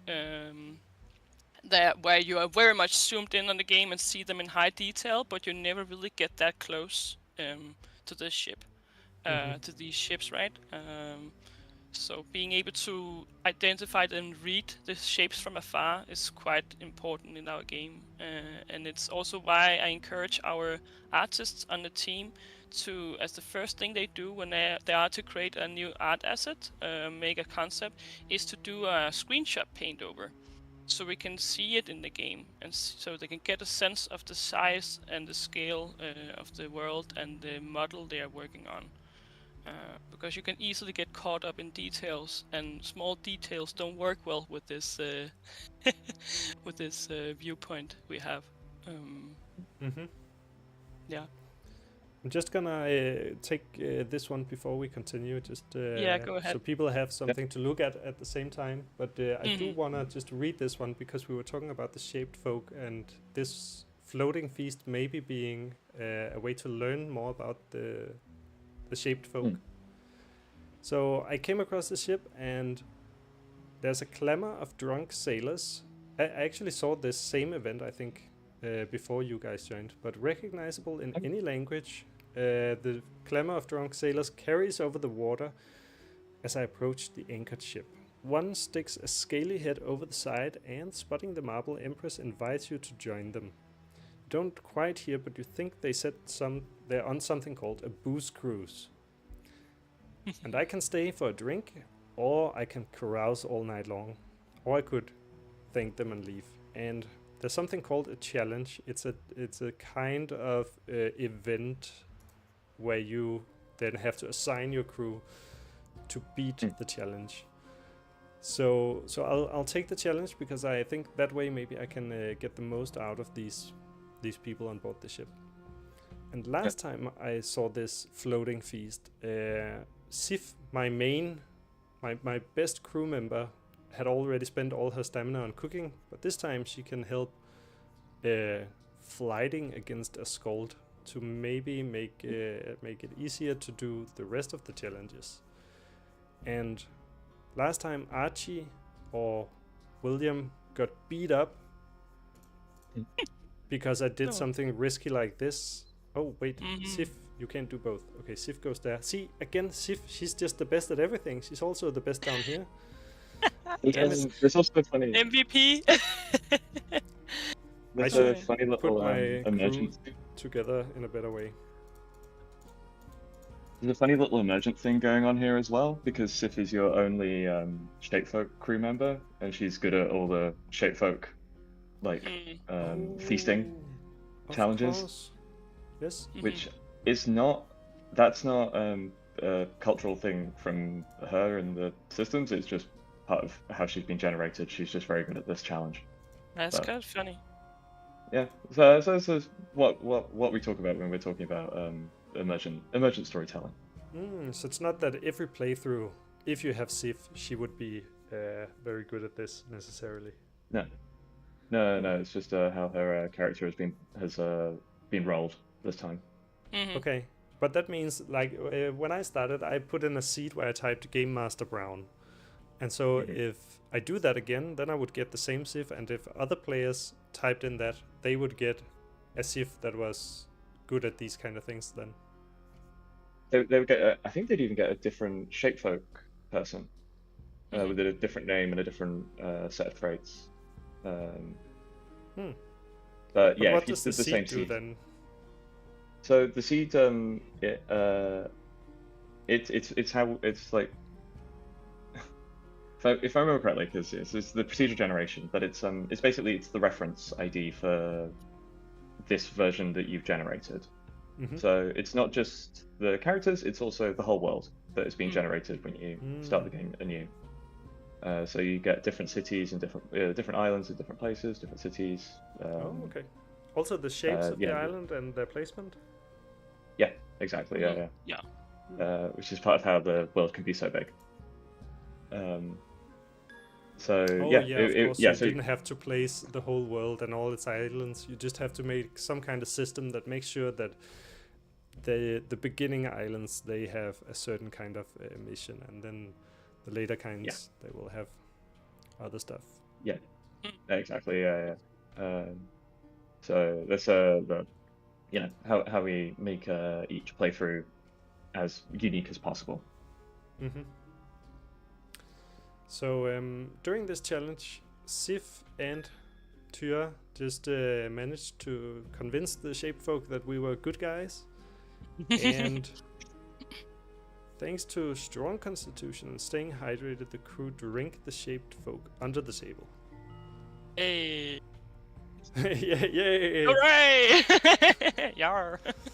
Yar. Yeah. Is this a pirate game? Do you have to say yar and ahoy, scallywag, and land I lava? think it's something we have to figure out. Like, we need to come up with our own salute. Maybe for this game. Yes. Yeah, it could be fun. I guess What's it's cool. they're freebooters. Yeah. Yeah, exactly. Why are pirates called pirates? But yeah, is it a pirate game? Oh, we had that question coming up so many times, and it makes sense, right? I don't think it looks like a pirate game, but it does have those unsavory types and the feeling of just living on the water and go do what you want to do. And if you want it to be, it can be a pirate game. Oh, Yeah, let's see. actually, There yes. are. Oh, Quest, ambition, thirst for knowledge. Okay, wait. I chose to have the ambition, thirst for knowledge because I thought I want to learn stuff about the game. So, strange tastes. The mess is all but deserted. The mess, apart from Sif. They're about to tuck into their meal when they notice your arrival. They look a bit sheepish, then you see why. They're about to eat one of the weird specimens. Well, I could convince them not to, or I could order them not to. But I think I will pretend I saw nothing because I don't know if that's a shaped folk kind of custom to eat weird specimens. Sif is a bit of a weird specimen herself, so I think I will just pretend like I saw nothing. I no longer have a weird specimen. She ate it. Yes. You got to know her a bit better. Yeah, okay, now I know that about Sif. She will, if we leave weird specimens about, she'll eat them. Yes. Okay. Well, okay, Sif. I hope it tasted nice. So I actually that booze cruise, it didn't actually teach me anything about the shaped folk, did it? It gave some context on them of like that they're sort of Viking-y, like less, well, more in for a bit of fun than maybe the Imperials. Okay, yes. Yeah, I guess not systemically, Mm-hmm. I think I want to turn up my engine. How did I do that? There we go. Because I'm going against the wind here, it seems. And there's a star, so let's move towards that and see. That's another kind of event that's over here then.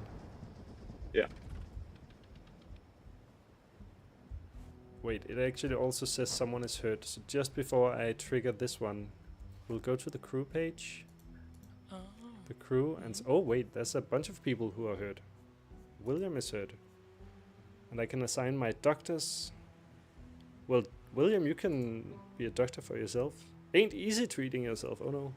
Is poorly treating themselves. Okay, I shouldn't have done that. Sif is also a doctor, so she will take care of Archie instead. There we go. And who takes care of Sif then? That's gonna be Rhoda. This may hurt. Well, you're being treated. Okay, they're all being treated. While you're there, if you go to the little speech bubble tab at the top. Speech bubble tab. Up next to the... Yeah. Oh, there's a rumor. Yes. So you can put the location of the shape folk city on your mini map there. Let's do that. Oh, so Yeah, is there that we the purple star? Yep. Yeah. Alright, let's try and go towards the purple star. See what's going on up here with the shape folk. Oh, now I'm at the ocean, coastal waters. Okay, so I'm right in the middle of going far from shore. As we are approaching a purple star, which is maybe a shaped folk island or town. Yeah, you will see. We keep the suspense for now. Yes. I'll put on my engine as well for full throttle. But of course I should be careful. Oh, wait. We're being stalked? Someone is saying we're being stalked? Yep. Does that mean I Something is outrun tailing them, you. or... Oh, there's monsters incoming. I'll just wait for the monsters. I think I'm in a good position here.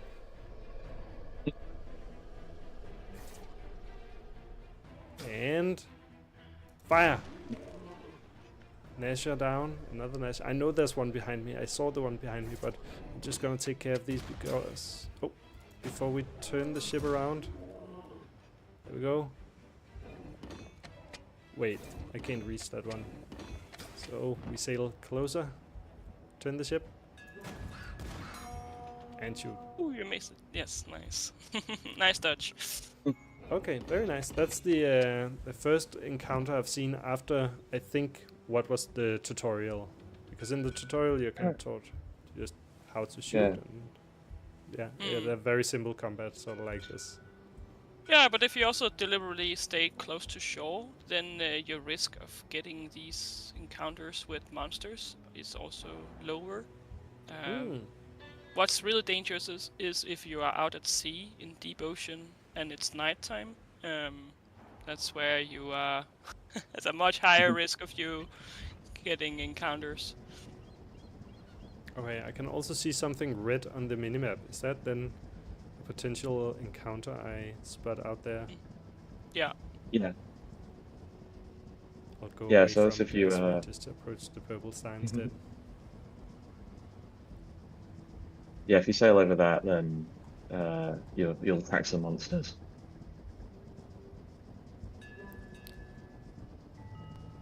Ocean.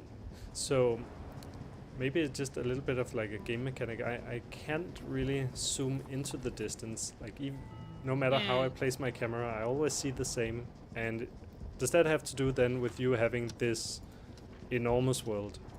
Wait, oh no, stop the engine. I can't control my engine while I'm looking at the map.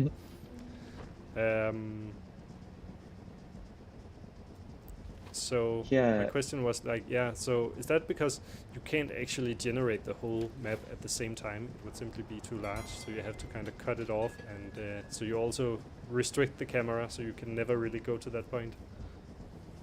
Yeah, that is partially the reason, because the world is generated in cells, and so like a specific amount of cells around the player ship. So yeah, exactly. It's also for performance reasons. But there have been a lot of players requesting the option to see the horizon, because I mean it makes sense, right? You sailing out there as a captain, you want to see you just want to see the sun and the sky, and and who knows? It's like something that we've been debating a lot over the years, and we have been testing it now and then to change the angle of the camera a bit. But because I get what you mean. It is like you get that sense of scale when you can see the horizon. Well, the map also is there to kind of provide that sense of scale, right? As soon as I see this, I know that it's a giant map. Yeah. And I am getting closer to this one, but it...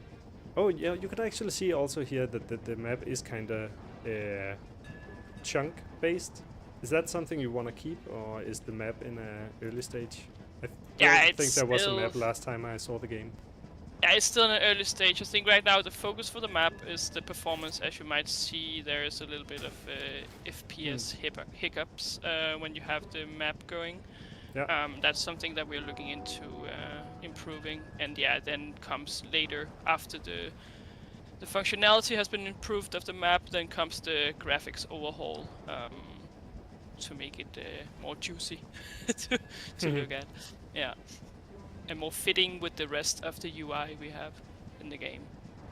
Yeah, I think there are parts of the game that look done, and then of course there's the map, which looks different. So in a general sense, you are going to release the game in a year, right? So do you feel like it's at a point where you want it to be most of it? Yeah, I'd say so. I mean, obviously we will go and do a visual pass. I can just talk on the behalf of the graphics, of course, but I think we're pretty happy with the fidelity of the kind of low poly-ish look of the buildings and the ships and so forth. So it's mostly to streamline it and optimize it. Yeah. And do touch-ups here and there, making sure everything comes together as cohesive. As you might notice in this version you're playing right now, we accidentally turned off shadows when we ported this to Steam, so there are no shadows in the game. Well, I didn't think about that, but of course Okay. No, but you will mostly notice in the city. But these are kind of things that, of course, everything should be up to speed. Yeah, I don't know. What about you, Fergus? Any comments in regards to Yeah, I coming out in mean, 1 year? yeah, I mean, we've got a very given us a very solid foundation in terms of like systems and like what we how we want the game to sort of feel, look. I think from my end, we just need more of it, you know. It's we built very wide so far, and then it's going to be good to be able to add some more depth into these things, like especially around we're building out quests a bit more and building out these the cities and how they feel. But I think in terms of like a foundation, I think we're in a very good place right now. I saw at one point on Steam there was something called Sea of Rifts demo, and now I'm playing something called Sea of Rifts playtest. So, and I don't think. Wait, is the playtest open to everyone right now? Yeah, but it's more of it's a less stable approach. Yeah. So yeah, like as the name says, like with the demo, that is like the most polished and like working version we have. And then the playtest is when we're testing out new weapons, for instance, or like when we get around to adding a new rift in, that'll be there first. Things like that.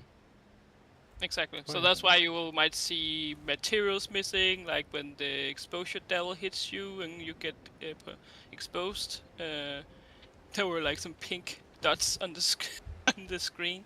So the playtest is like it's the sandbox where we play around and try out things and get feedback from players on the development going forward. Yeah. And you just have to go to Steam to participate in the playtest or the Discord. Yes. Just. Right. Yeah, just on the Steam page, it says request access, but you'll get automatically put through. But yeah, nice. Here's one of the Shapefolk settlements. Yeah, we reached it, and I just took a little trip around it. Of course, it is solely wait, there is a building on sticks right at the end, but otherwise it looks like also the moles actually, they also have sticks.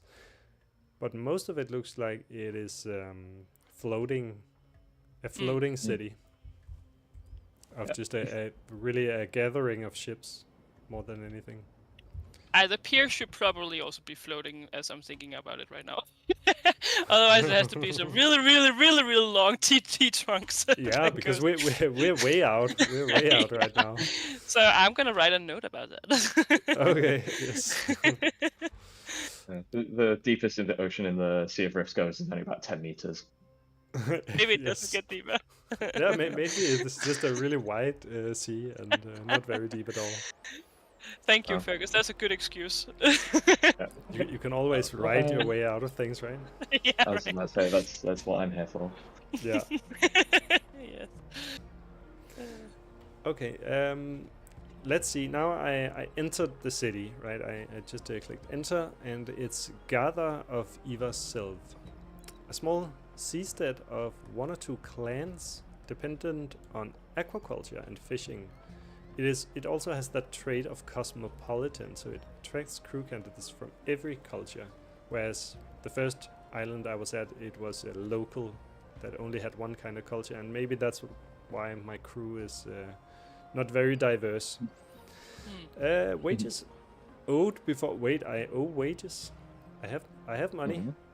I have money. How do I pay? Is that the pay? Pay the crew if you can. Yeah, I can. Oh, standard pay. I can choose not to. I can choose to pay them half. They will be unhappy. They're not quite happy right now. They're at 47%. So, and I can give them a bonus. I can't afford a bonus. Do you have anything you can sell in your cargo? Wait, why does it say I don't have enough gold? I need to pay for 2 days. Yeah. Oh, Yes. we've been sailing throughout. Well, I also let my crew spend a whole day drinking. Maybe that's. Do they still need to pay for that? Okay. Let's try and sell at some point. Is that a market? Yeah, so Marketer. you're right. Exactly. Yeah. Yeah, I went a bit overboard on Norse words. Yeah, it's all just kind of a little bit of a like a gathering, I guess. This is a market that is then Vilves Cottage So, and oh wait, what did I do? What's seller of the spear then? I can figure out all the rest of the ones, but this one seller, what does that mean? cellar. It's like it's Norse word for like a meat hole. So it's where Danish gets sal, salmon. Okay. So it's yeah. Yes. But yeah, no, again, like I was just looking around, being what would Norse people call a pub? Okay, and they would call it seller of the spear. Oh, Yes. yeah. This one is. Oh, this is a fish woman. That is totally a shaped folk. Shaped folk Yes. bosun. Yes. This one, okay, imperial cook, and that's then Katja. She looks more like us. Shaped folk fisher. Imperial, shaped folk, imperial. Yeah, so that's a bit of a mix here. And what do they have? Like, they don't even have exposure. The ones that are shaped folk. How much the person has been exposed to the strange energies of the rift. I thought that that's what made them. Yeah, as a mutated. thing, when it hits 100, then they get a mutation and it resets. Oh, this one. I want to hire this one. A shaped folk cook, because I need a cook. They're not always too happy with the meals, and I spend a lot of stamina on cooking. So maybe having a cook is very nice. And then, wait, I can't hire because my crew is full, or because I Then you don't have money. It's cool. Then you have to fire somebody. Who do you want to let go? Who do I want to let go? Let's see. I want to let somebody go. Bosun is bad to let go. Fisher. Do I have food? I actually don't have a lot of food. I have 1 provision. So, and there's a navigator. I think I need that. I need it all. But you know what, Fisher? I will. You're related to food, and you're not very. Oh, you're also a medic. But I want to have a diverse crew with more shaped folk in it. How do I fire William Poulsen? If you So go to go social, there, yes. Up to social tab. Yeah. Yeah, He doesn't have very good relations with my crew anyway. Fire him. Remove from the crew. Oh, that's that. No, not any kind of. Do you mean it, sir? Really, can you stay? Or no ceremony or anything. No. yeah, it's just no confirmation either. Just fire them. yeah. Yeah, if he'd got on better with some of the other crew, then they might have been upset when he left, and same if they didn't like him, they would have been happy. Especially if you fired him while you were out at sea and just put him on a boat. Oh, then they would. I should have done that. Archie wasn't too happy. They respond a about bit more him. stronger, yeah. yes.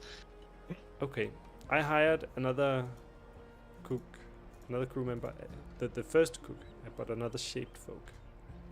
Let's see what they have to say here. Well, wages owed. I don't want to pay right now. Vilves Cottage, a purveyor of shaped artifacts and trinkets. What's that? Load anchor. That was the first mission, to find a load anchor. Allows a small rift to be opened that transports the ship back to the location it is tuned to. It's sort of a Hearthstone kind of item. Yeah. Yeah, exactly. Costs way too much. And what's this? Shaper's Spectacles Auxiliary. A favorite of Shapers, both licensed and unlicensed. The third lens of these spectacles allow the wearer to envision the presence of potential around them. So it's sort of a sixth sense. They get more strange art. Mm-hmm. Yeah. And a whispering conch. Before we shipped out, I had to put my ear right next to its mouth to hear the whispering, and even then it were too quiet to make out. Further out we got, though, the louder it got. Cook heard it were the Shaper what made it trapped inside. I don't know. Sounded more than one voice. Sounded a whole mob of them. Testimony of the sole survivor of what's that? Her HES. Her That's Excellencies. the head. Her Excellency ship. Her Excellency. Her Excellency ship. Sorry, yeah, I'm a little bit delayed. Sorry. Hit points. Okay. Well, I can't afford any of that, but that's kind of cool. So you go to the strange folk, the shaped folk. Sorry, they're not strange at all. And then you can buy stranger goods. Yes. Well, how do I fix the issue of not having enough money to pay my crew? Could pay them less. Take on more jobs. Right now, you just have to accept that they are not gonna be happy, and then you go out and fetch some money for them so you can pay up next time. I've been doing a bad job. Oh no! Oh, 9. I saw that if it goes to 0, they will mutiny. I will go check this. I can make money, right? Oh yes, there we go. Easy, a lot of money. An adventurous chef is looking for 8 curious catches. Let's find curious catches. How do I find curious? Then I can go to the quest and say curious cuisine active. Yeah. And you can actually choose to take on more tasks or more quests if you want. Alright, so then at the same time I could. You could just grab another quest, yeah. Deliver 5 crates of gear-ride gubbins. It's peaceful and safe. That sounds good. An anxious father wants to learn the fate of a missing ship called the Ocean Sun. It's a bit more difficult, but we'll do it. Randy the Bear, the captain of the ship Giftmare, has been imprisoned by the Imperials. The crew doesn't know where they're being held, but the trail went cold in the city of Nordemhus. It's dangerous and unlawful. Yeah, why would I help them free a prisoner? Probably the prisoner did something bad, but you know what? I am in lack of money, so that's why I'll do it. Motivation. Yes. Yeah. Randy the Bear is a great name. Yes. Yeah. So do you have a whole sheet where it's like you have different names and you have different stuff? Yeah, so I have a big sheet of my Shakefolk names and my Imperial names, and with the Shakefolk ones, it's a lot of the Old Norse ones. So I think there's you've got the Red, and I think there's an Ericsson as well in there for the Explorers, and the Bear, the Raven, the Wolf, things of this nature. Yes. It's a nice little task to go back to every now and again, and just like if I've heard of some new good ones, just to add them on. I got different quests. Oh yeah. Which ones are they? You have to go back into the journal, and because right now you're on the jailbreak quest. Okay, because it's the last one I accepted. Exactly, yeah. Is there a way for me to see how close they are? Oh, yeah, there we go. If I just bring up the map at the same time. I think that Gubbins one was quite close. Yeah, the Gubbins for Herberg is and a the good one. misplaced ship. That one way off. And the Curious Cuisine doesn't have a direction. Is that because you can catch these everywhere? Yeah. Yeah. Alright. Let's make our way toward the star. and hopefully get people happy again before they mutiny. Oh, you could probably spend Captain's attention on having a feast, but that would also mean you would use your last provision, right? Yeah. Yes, So- and then they'll get up. No, so probably not. Yeah. No, we'll be fine. Okay, we'll be fine. We try. I'm Yes. also burning my last coal now, so. But I think when I started the game, it also said something about playing through a story, and I think it said I won't make it the first time. Is that correct? Yes. That Yes. it's a dangerous world, and you'll have to learn how to do it. 6% meal. The meal. Did they get happy from that meal? They should. I just hired a didn't get- cook. Yeah. They didn't get upset. They didn't get upset. Okay, so that's what I get for Yes. hiring a cook. They're way too privileged, those crew members. They don't appreciate all the money that I spent. Okay, let's see. I'm right And they at the get star. food. Yeah. Yes. There you go. Gubbins. Okay, so here we can. What do you want to do? I want to hand over the cargo. We delivered it safely. You no longer have the goblin, but now you have the money, and you have some gear ride favor. Barely legible references, terse notes confirming collaboration, and mysterious scraps of paper titled "Pulley request approved." So, is that because every time I deal with a gear ride now, I'm at a better It's a standing? currency. Yeah, it's a currency you can use. In fact, actually, you can see where. I think that's where the little wrench and cog is. Yeah. Wrench and the oh, ge- that one. Yeah, Gear Ride Guild. Yes. Spend Gear Ride favor and repair your engine. The rhythmic sound of pistons and the soft whir of steam regulators fill the air. A beguiled apprentice strolls over, asking how the guild can be of help. Well, I can see their shop, or I can see the one that's for members only. If I do that, I guess I won't be able to. When pressed, the apprentice presents you with a list of items only available to honorary, associate, and non-dues paying gear rides, as well as well-respected collaborators. Oh yeah, okay, but they don't, because it requires gear ride favor. So when you get enough of that, then you can buy. Sweet. Do you remember if the fist ram is still in the game? The fist ram. Yeah, that Yeah. should still be in the full pounder. Okay. Yeah. Yes. So you can buy a fist ram for the front of your a steam power fist for the front of your ship.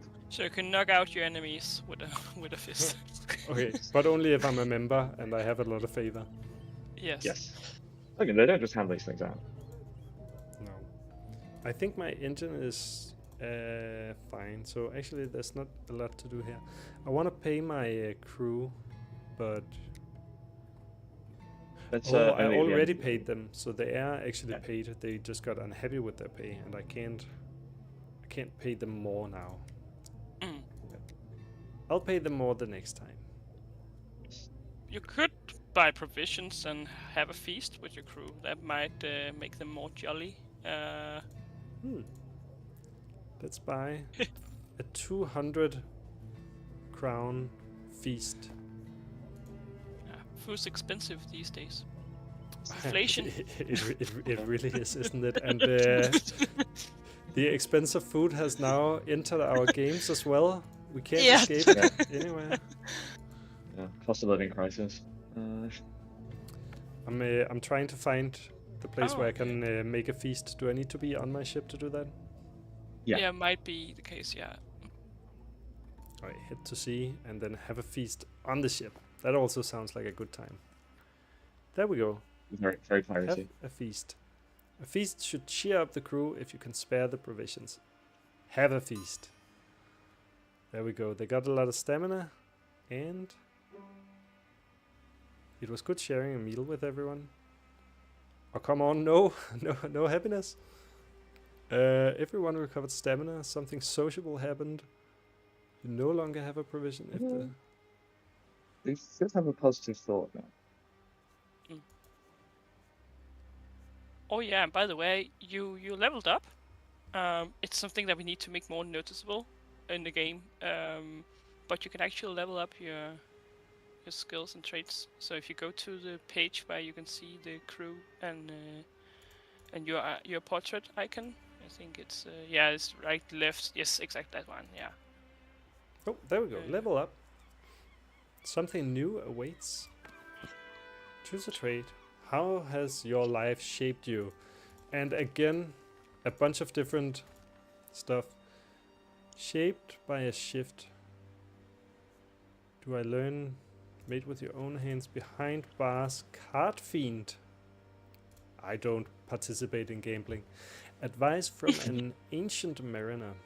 You were once accosted by an old sailor covered in tattoos and scars. She taught you a thing or two about what to do and not to do if you ever becalmed at sea. So I get more sailing. What have I been lacking? I have actually been lacking a bit of bravado. So maybe I've been spending some time behind bars. Justly or unjustly, you did time in wormhole scrubs, fighting for your own place in the prison. Pecking order taught you how to hold your own. You know what? I was unjustly doing time behind bars. Definitely unjustly. Definitely unjustly. Oh yeah, the mood's going up now. Yeah, it's coming up. Oh, good. Okay, so that's just because they are now at a static, good mood, so they will kind of regenerate a little bit. Yeah, that's so low mood. Oop. They all get -5. But it didn't. So the mood is Could it be the hull? The state of the hull. Yeah, my hull is at 21 out of 65. What does that do? Maybe water is leaking in. Water is leaking in on the ship. No. Yeah. I actually have the opportunity to repair it, and I am a carpenter, so I am repairing the hull. Okay, good. Good job. Yeah. That's always in demand. Yeah, so the way that the mood works is it's the thoughts that the crew get, and the thoughts, they're not, well, there's a couple that are, but by and large they're timed. So for instance, when you paid them, when you didn't pay them enough, they got a negative thought for, I think it's like 2 minutes or so. And then when they're not being affected by these thoughts, it will trend back up to around 50. Okay. So it seems like all of them are at a positive percentage, and it will just slowly regenerate. Yeah. But now I got very low mood on all of them, and -3. So maybe I should go check. Oh wait, I can't shoot these, right? These are the rifts that are on board. Oh no. Oh no. Everything is going wrong now. Behind the glass, it moves. Sif comes up from the below deck holding one of the massive jars you keep weird specimens in. Why do I keep these weird specimens? Insisting they heard it move. On closer inspection, there's something writhing behind the glass. That just sounds like an extra specimen. Your science skill means reckless 50% odds. That doesn't sound good. It could be edible, but can you convince your crew? Your charm rating means desperate odds. Or I could throw it overboard. I mean, Sif seemed like she was happy with weird specimens. She was happy enough to eat them. But now she is also worried that it is still moving. So she likes her meals dead. Yes. And I think this sounds dangerous, so I think we'll throw it overboard. Better safe than sorry. You no longer have a weird specimen. Although, I've just remembered, back in that port you were just in, I think there was a university there. So you can sell off all your weird specimens to them. That is to the west. Did you ever play this game without a map? Because I could imagine you would get lost really quickly. I think that was before our time. I can't remember actually. Did Wayfarer? Was it Wayfarer? Wayfinder? If Wayfarer, yeah, it used to have a That's what the game was called before it became named Sea of Rifts. But yeah, that used to also have a map. But as if I remember correctly, you could see everything on the map. There was no like fog of war. Everything was like revealed beforehand, except for of course all these events that you spot as you sail across the ocean. They would show up gradually. But yeah, oh yeah, that's a lot of money. Yeah, Nice. I sold 5 specimens. I think you can also heal the crew. Yeah, you can heal the crew. Is there a doctor at the university? Let's see. Look for a medical student.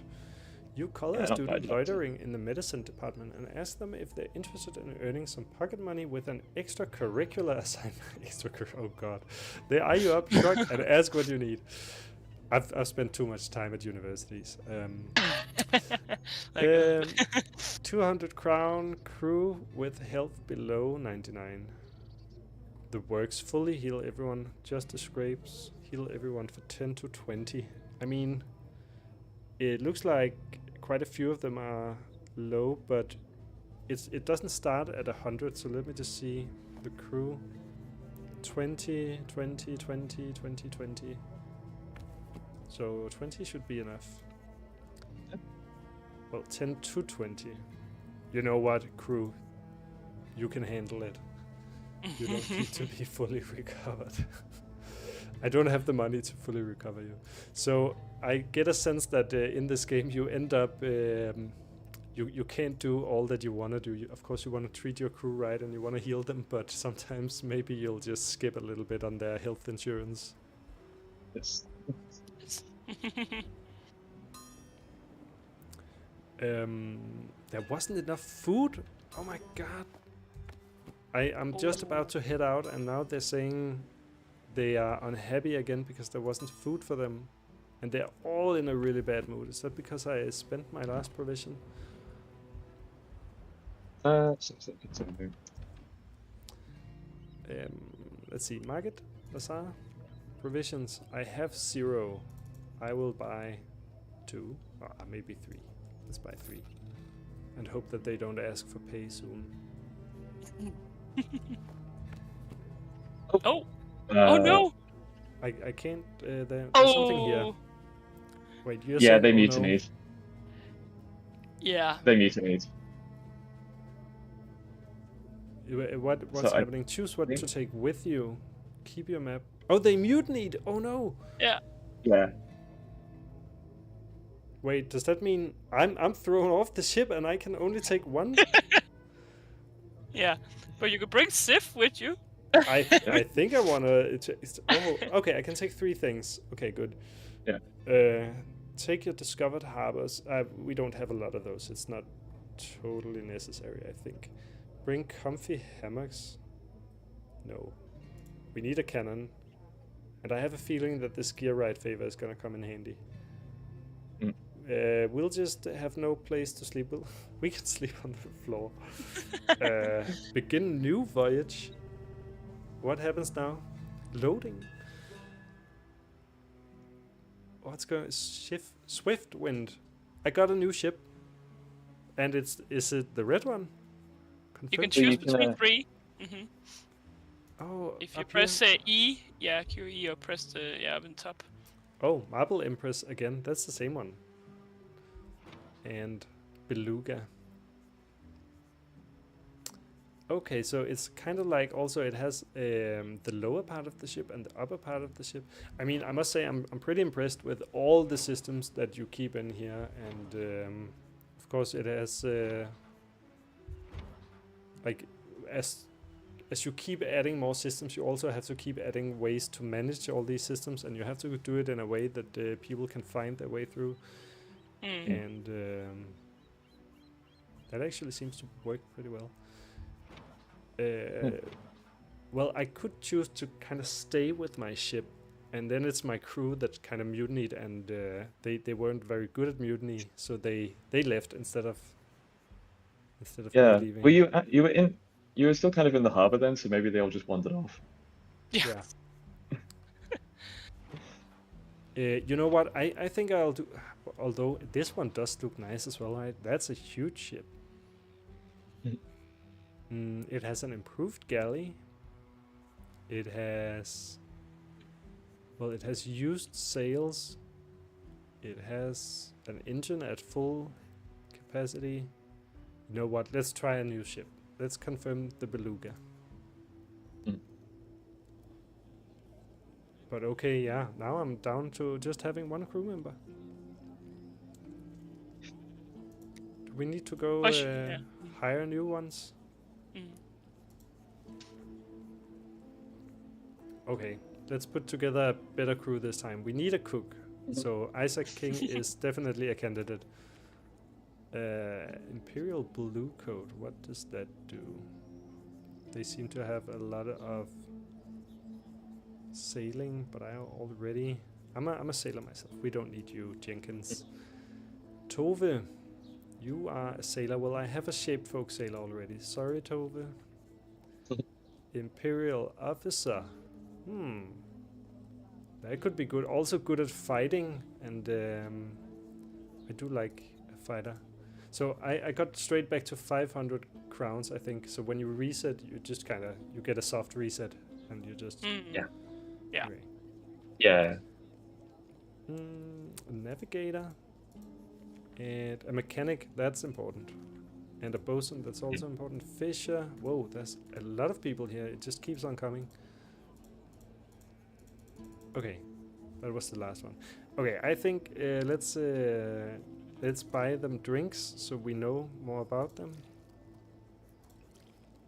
and hire them. So a bosun and then a cook and a mechanic. That's a bosun, a mechanic. Hopefully one of them also has some medical knowledge. The mechanic didn't, so cook. If the cook is plumbing, isn't it? It's what? The surgery's just plumbing, isn't it? Like, surely they can. Yes. I think now I have a cook, a mechanic, a bosun, and a sailor, and that's pretty good. And I have 2 Shapefolk and 2 Imperials. So I think I really need a medic, and none of these are medics, but I could just pay a beer to each one of them to see if they have medic. Oh wait, handy with a needle. Oh, that's a sailing needle to stitch the not to stitch arms, but to stitch the sail. Making note of that.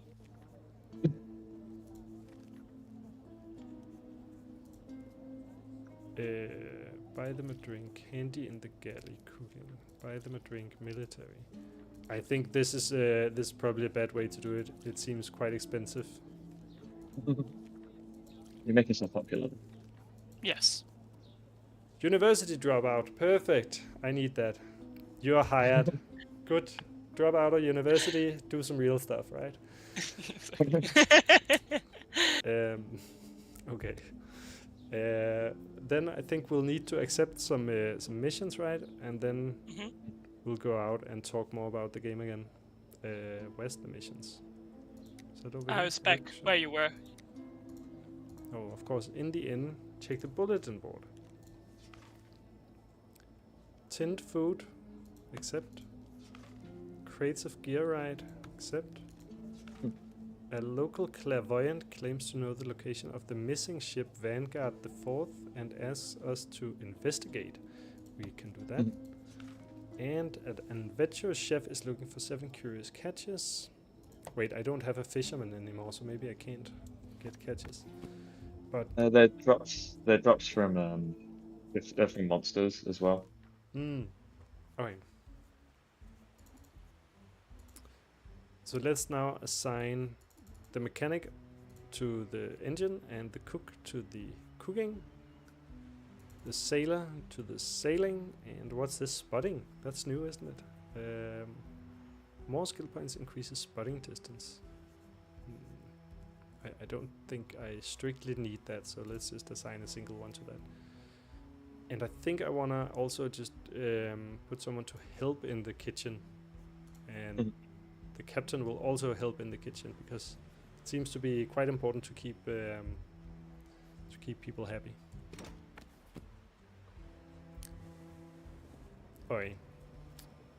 Unless you guys have a better idea of something you want to show off, then I would just be taking one of these easy quests to just earn some money, and then we'll see what comes up. If you do resupply Fist of the Empire, resupply that one will the Fist of the Empire. Yeah, that one will take you to one of the rifts. Oh, okay, that could be cool. It seems to be quite far away. Do you think we can make it? I have 4 provisions and 1 coal. I guess that's good enough. I mean, it's up to you really. It's just if you want to see one of the biomes. Yeah, let's do it. You can there. Oh yeah, one of the weirder places. So we'll sail away. So another biome. That was I one. did. What? No. I was just going to say that I think Sophie sail away on one of our marketing videos. Yes, it's true. Yeah, we're trying to do a bit of marketing on the side. That's how you need to do that as an indie game studio. Yeah, of course. But you rarely have like a real budget for it. So, but yeah, I am. It's fun. It's fun. That's how it is, right? In a small studio, everyone has each role. Exactly. Yeah. Definitely, yeah. And you sometimes have to wear different hats depending on the situation you are in. And sometimes one of them is a costume squid hat. Yes. Oh yeah, I made an octopus costume for a Halloween party a few years ago, and I already used it for one of our videos on TikTok. Of course, I mean it's perfectly suitable for that. Right? Yeah. Oh, we are entering another biome here because we're entering a city.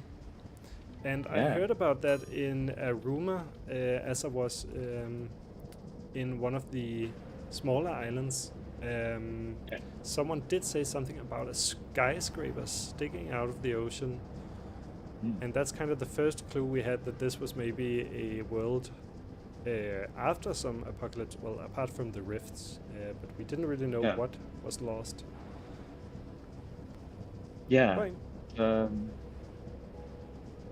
Another reality leaking in. And will we get to explore this more through the story as we go into the game? Or will it remain kind of a mystery always? No, you will be able to explore it more. It's interesting, I think. Wait, actually, I do remember now, Sophie, you also talked about these ones. They are also buildings that are sort of assets that are put together from blocks that you made, right? So you made a certain type of window block that then repeats. I can't even find it right now, so it's really well made. Wait, maybe these two over here. They seem to have the same kind of lower chunk, and then one is taller than the other, and the other one has a roof. Exactly, yeah. So when it comes to the art of this biome, Sunken City, it was Bjartur, Hakelin, and me who worked on the art of this area. And so Bjartur, he did all the buildings, or most of the buildings at least, and I helped making the textures for them and designing the concepts. So yeah, you're right, the concept for this was like back when we were kids and we played with wooden toy blocks or Lego bricks. That's kind of how we approach these buildings. They're stacked. They're just stacked blocks on top of one another where we can easily create variation of like adding different blocks, like red, blue, green, yellow blocks on top of each other, and thereby create variation. So actually the most important feature for these buildings, because we see everything from the top is the roof. You see, it's where all the rubble is mostly, and yeah.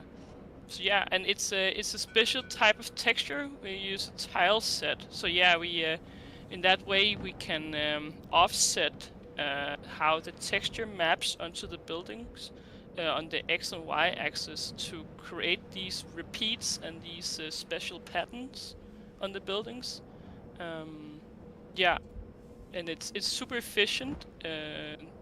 Not just in the way that we have all textures in one texture map, but also that we by then can just like create so many different variations of buildings, depending on how we we offset the UVs for the models. So yeah, it's super cool. And Piazza did a hell of a good job modeling these buildings. It looks great. It was a lot of fun to do, and we're gonna apply this this approach with the tile set for other areas. So when we talked about what works is in it until 1 year ahead, and I think that in terms of the graphics, it would be to use tile setting some more, because you can really achieve some good results from it. Yeah. But it's like a collaborate. Again, we are a small team, and as has been said a few times, and it's a collaboration with Alexander, who worked out the script for how to make this tile mapping work. Sadly, he's not with us today, but he did do a presentation on it as well, also at the Unity meetup, talking about how he did the math for the tile set mapping.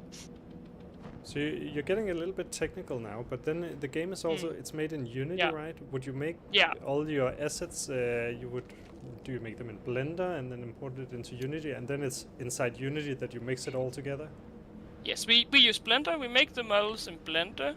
We also have the texture in Blender, and it's in Blender where we also offset the tiling, like how the texture looks. So if we want like 10 rows of windows, we do that in Blender and map it correctly there, and then we import it into Unity. Yeah, so that's how we've been doing it. I think it ends up at a really nice place where you get a lot of variation, and I guess then if it's also randomly generated, then every playthrough, of course there'll be a sunken city in every playthrough because that's part of the story, but then it'll look different every time.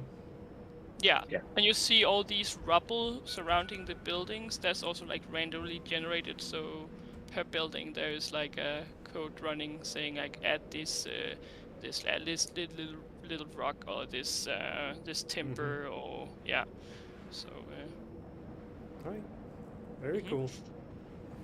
Now maybe back to you, Fergus, because we are now reaching the Fist of the Empire, which was a mission that said we should resupply the Fist of the Empire. We should bring 8 crates of tinned food to a ship surveying the sunken city. So they're out here kind of scanning it. An Imperial Ordnance ship is waiting on resupply.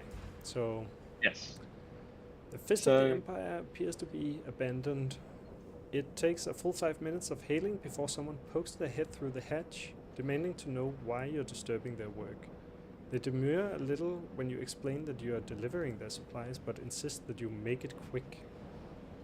Yeah. Did you want to say something before I trigger any kind of event here? No, I mean, it's just so. Yeah, like the rifts have weird effects on people, and it's been fun writing basically how this sort of manifests itself in different places. And so in Sunken City, it makes everyone a bit more suspicious and a bit more greedy and grasping.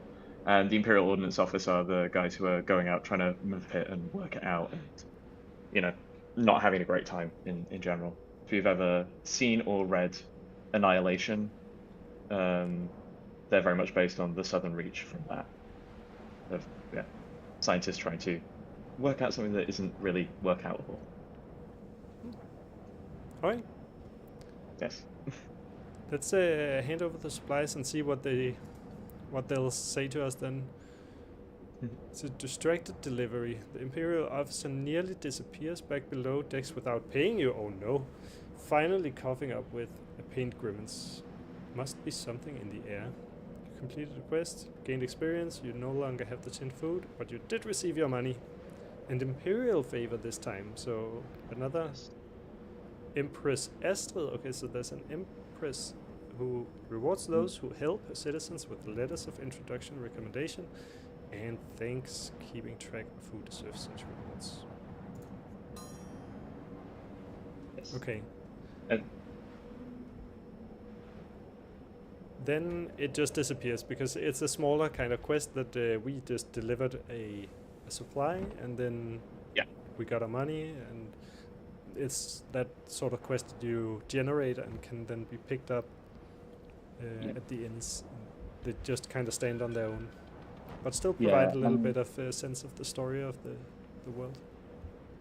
Yeah, and I mean, to talk in pure functionality for quests like those ones, it's also to, you know, get players into areas like the rifts that are more, you know, have a bit more interesting gameplay and a bit more are more linked to the progression, because yes, you'll also get a quest of crossing the rift to get to the next area, because each rift is in a band going around the area, sort of like in a circle. So basically, this rift will keep going all the way around where the Great Rift is. So you have to get through it to get further into the game. Ah, okay. Cool. I'll interact with this one, and then maybe we'll leave the Sunken City and see what else we can manage to squeeze in. Yes. You're greeted cautiously by the assorted academics, archaeologists, and gearwrights who've built their camp around the Titan's knees. You're told that you're welcome to spend some time with them as long as you don't interrupt their work, but also be willing to trade any recovered technology for their own inventions. So it does require 5 ancient power cells and 2 computing crystals. So if I had those, then I could do something, and now that I have money, I can buy a demolition charge, I can give the crew a break to increase morale. I think I will do that. Spend the night, I don't think I need to, and I don't think I will. I'll just give them a small break since we don't have what the base camp wants. The crew spent a watch or so resting with the expeditioners, watching the archaeologists and gearwrights as they study what's left of the mammoth automata. Everyone received stamina, and I lost a little bit of money. So the Titan's knees, is that just what they call the town? No, I guess it didn't zoom in enough, but their little base was around a pair of big statue knees. Oh, okay, I didn't zoom in enough of that. I did find another one like that, I think over here somewhere, where there was a statue or parts of a statue. Yes, you can find ones that are fully intact.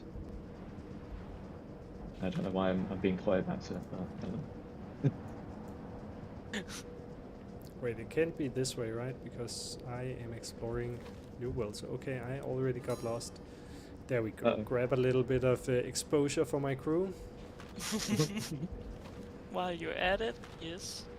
I think south is probably where I saw the statue. So there's a little bit of navigation gameplay. Oh, no coal left. Oh shit.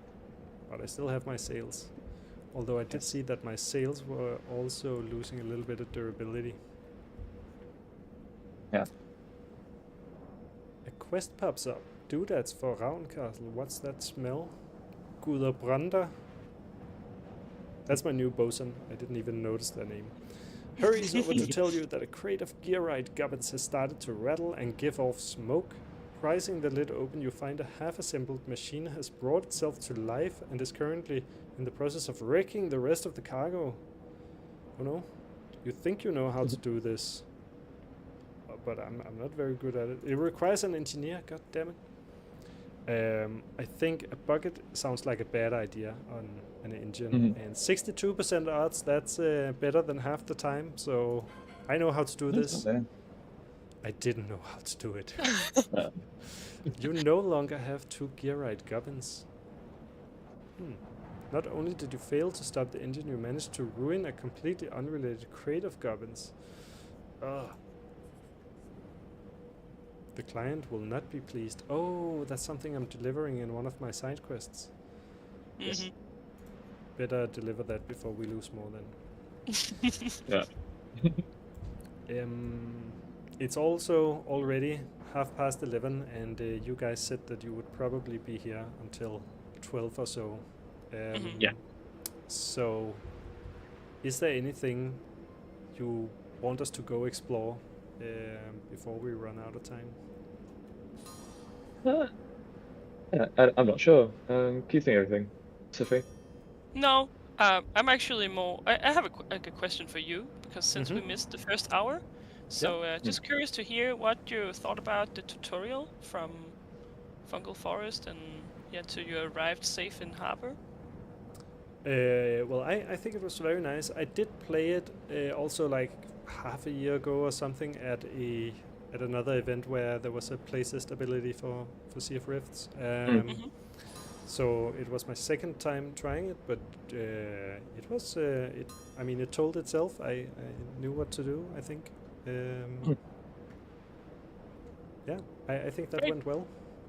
Yeah, because it is something that we are constantly tweaking. Like, tutorials are always hard to make without them becoming tedious and forced upon the player. So yeah, because it's something that we have got comments about. You can chip in as well, Fergus. It's like more introduction to the story world in general would be nice. Okay, I will leave you to the combat now. Yes, suddenly we are attacked, and it seems like I don't even have any gunpowder. Well, I do have a little. But they just came out of a portal, sort of. Out of thin air, I suppose that's the rift. Yep. They use like a load anchor technology, like the... Oh, of course. Yeah. And they're ramming my ship. Yeah. Yeah, they're fast, nasty little guys. Almost have him. There we go. Okay, hull is half destroyed.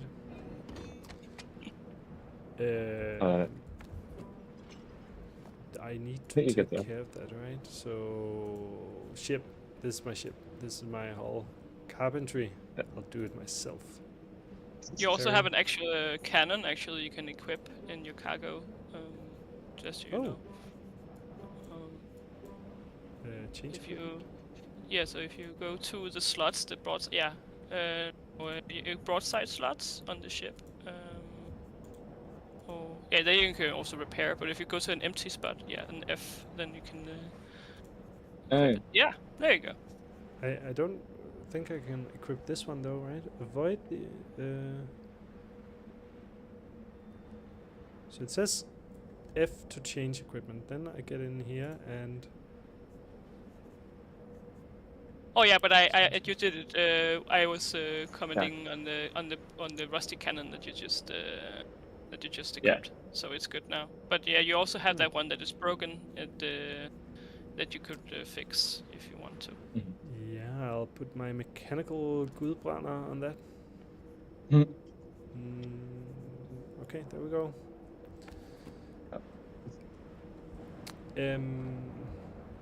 Okay. Gotta find our ways back. Head towards that quest. Okay, so you get ambushed every once and again. Yeah, and don't even know if that was Imperials or Shaped Folk or a third faction. Marauders. Third faction. Pirates, goblins, things of this nature. They yeah, as Sophie was saying earlier as well, they as it gets further into the nighttime, the sort of danger level goes up. So the longer you stay out at night, the more likely you are to get ambushed, and the night only, well, it only becomes a new day through events or being in a port. How many biomes are there? We've seen 2. I feel like we've seen this kind of rocky coastal waters, and then we've seen the sunken city. How much can we look forward to? So right now they're the only 2 that are in the game. We are currently working on one right now, which should be out in a couple of months' time, a few months' time. I don't know. Yeah, and then we have another one. The first one you see in the game, like in the tutorial, it's gonna add like pockets of that one. Yeah. Yes. It's gonna have like pocket rifts of that one in the game as well. And then there's one that we used to have in called Red Tides, which is like all blood and over mutated monsters and nice. Lots of skeletons floating around, which we took out so we could polish it and bring it up to the same level as Sunken City. Yeah, super dreadful. Yes, so we got like four rifts, I think, in the works. That should be or what we end up with. Yeah, and more in the backlog to come. Yeah. Did you guys take any inspiration from the game called Dredge, or do you know that game? Yeah. We didn't really take any inspiration from it, but there has been some, like how do you say, parallel evolution between us and that. And I don't know. I think I can't talk about for you with aesthetics, Sophie, but like thinking a little bit about gameplay and design. You know, the sort of like nighttime madness stuff has been. We haven't gone in on it that hard, but it's something we're thinking about a little bit. Yeah, they definitely share traits in common, Dredge and Sea of Rifts, and I'd say in terms of the graphics, art style, we are inspired by the gloomy, dark mood of Dredge, this Lovecraftian, and how the hand-painted look of the people you meet in harbors, but also inspired by games like Frostpunk and Dishonored. This painterly, nitty-gritty, dark look where you can kind of tell that people are not like feeling super great in this world, but they are trying their best to get by in a world that is falling apart. So yeah, but we do often hear people are like some players or people like, oh, is this a new Dredge like game? Then they get to play it and can kind of tell that it's not the same type of game in that way. No. It has a lot of it has some similarities, right? And it has that, as you say, that kind of gloomy feel to both the world and the people. But I mean, you're a lone fisherman in that one, and here you manage your crew, so that whole thing is very different. Exactly. Yeah, I think that might be the sinking ship you're looking for. Oh, or the missing ship. Yeah. That's lucky. It is Vanguard. Yeah, I wasn't even going for this one. There's a Mauler and Needler tailing you as well. Oh shit, they have a lot of health. Yeah.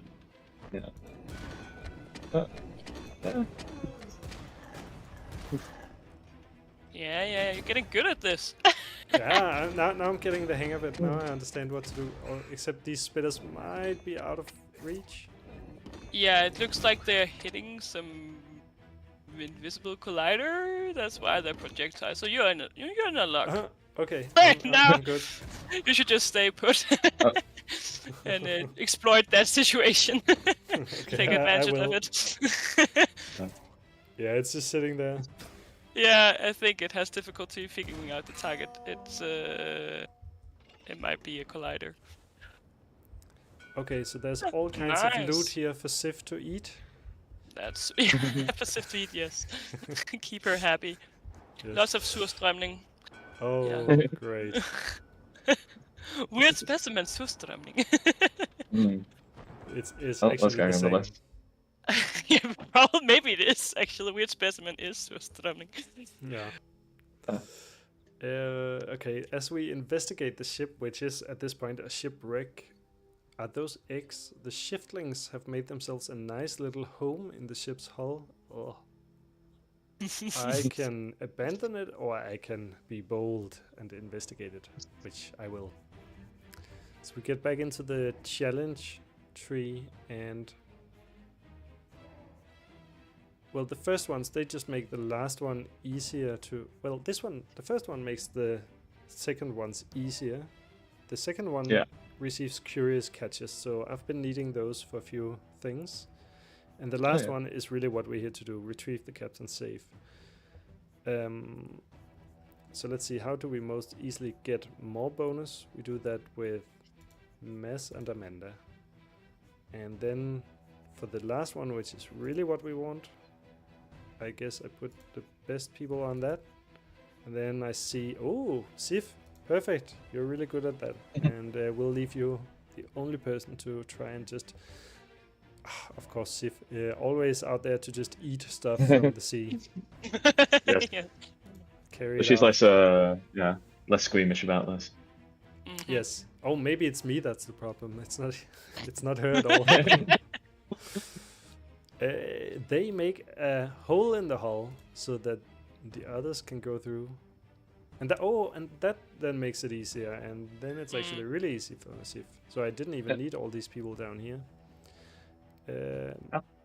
It's not pleasant, but the crew managed to collect some valuable shiftling parts. Okay, so it's not present for Sif either. Like she enjoys eating them, but maybe not all the rest. No. And then we'll raid the captain's cabin. The crew managed to break the door to the captain's cabin down and recover the safe inside. We searched the sinking Vanguard and recovered the captain's safe. The owners will be happy to get it back. Oh.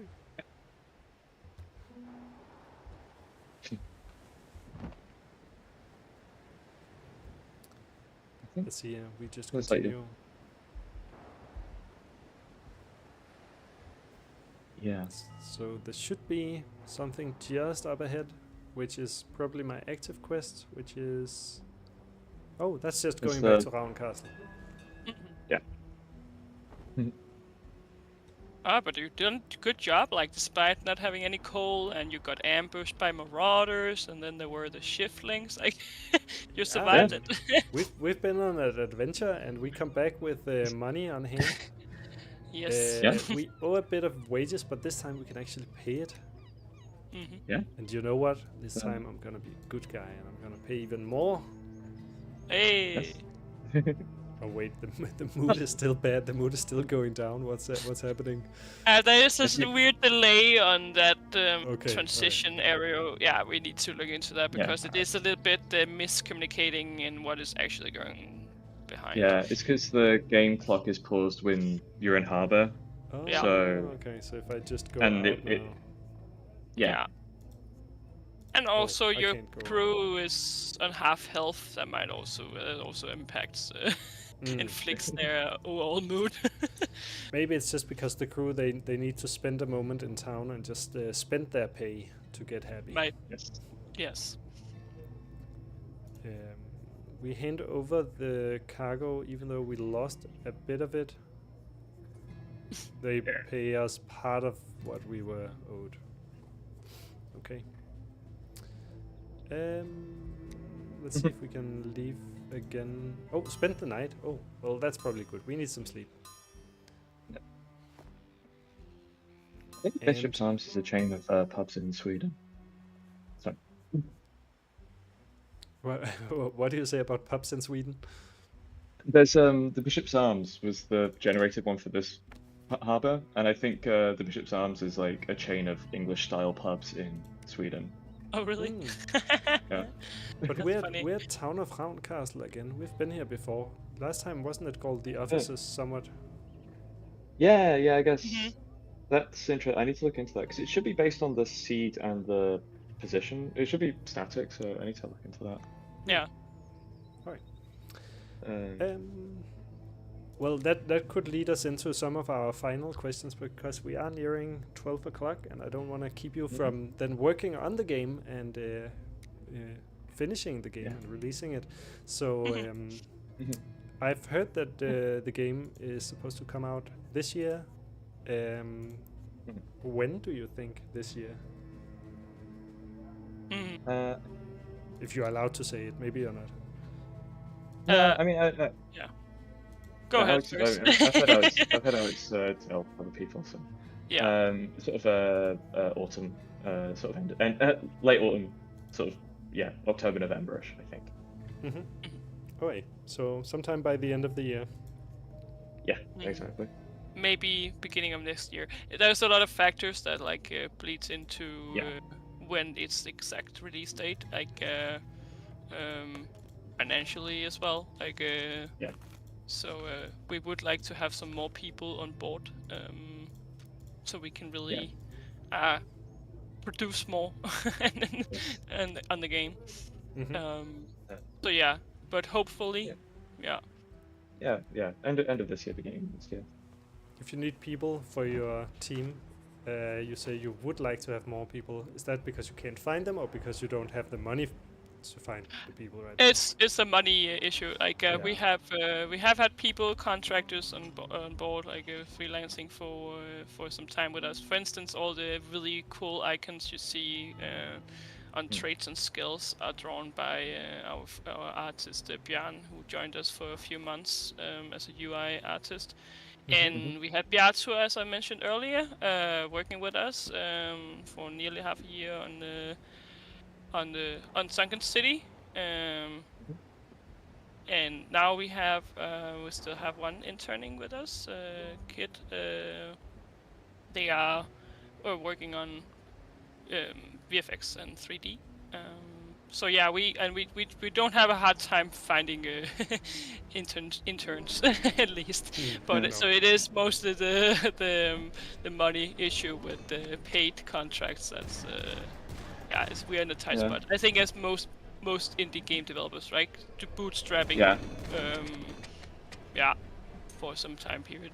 But we have managed to get funding from DFI, now NIMBY. The Spiel Learning, Yes, exactly. That's how we have been able to keep afloat. I think it's a bug. I know which bug is happening right now. You found out? You couldn't help and go and check. Okay, so you're fixing the game right as we speak. Yeah, that's pretty cool. Like live as we speak. It's fixed, but it hasn't been pushed yet. Or in the into the playtest branch yet. I don't believe, unfortunately. But yeah, I think. Hey, nice. But yeah, the other thing was like to sort of talk about that what you asked earlier about when do we think it's finished. It's quite subjective on our part right now because a lot of the stuff that isn't in there is something we know it's not in there, but the player won't necessarily miss it if it's not. So this is the bug I'm talking about. Is this this quest isn't spawning properly? Oh. Yeah, I'm kind of searching around here for something, and it seems it's a bug. Okay. It's we'll move on. Yes, sorry about that. Like I say, it's works on my machine. Okay, of course, works. Okay, works on your machine. Yes. They won't be using. Yes, they won't be using my machine. But yeah, no. yeah, but obviously we'd love to be able to have the time, resources, and space to put in all the stuff we want to put in, because there's a lot of interesting things we have ideas for, and yeah. Oh no. No. Your home and pride. my home and pride is sinking. So I don't know if I was just reaching a low number, maybe out here in the hull. I didn't notice, but as soon as I got in contact with the big monster, it just ate my ship. Yep. Yeah. But we have lifeboats. Yes. And I can take something with me again. Oh, Sif, yes. Let's be Sif. She is truly loyal. Yes. She's great. Yeah. Let's take the favor. Oh, I lost my mouth. Mouse? Can't. Well, oh. Can't see my mouse. What if I. Gear right. You can use mouse to do that. A rusty cannon seems good. I don't know, what is the rangefinder? Is that a gun?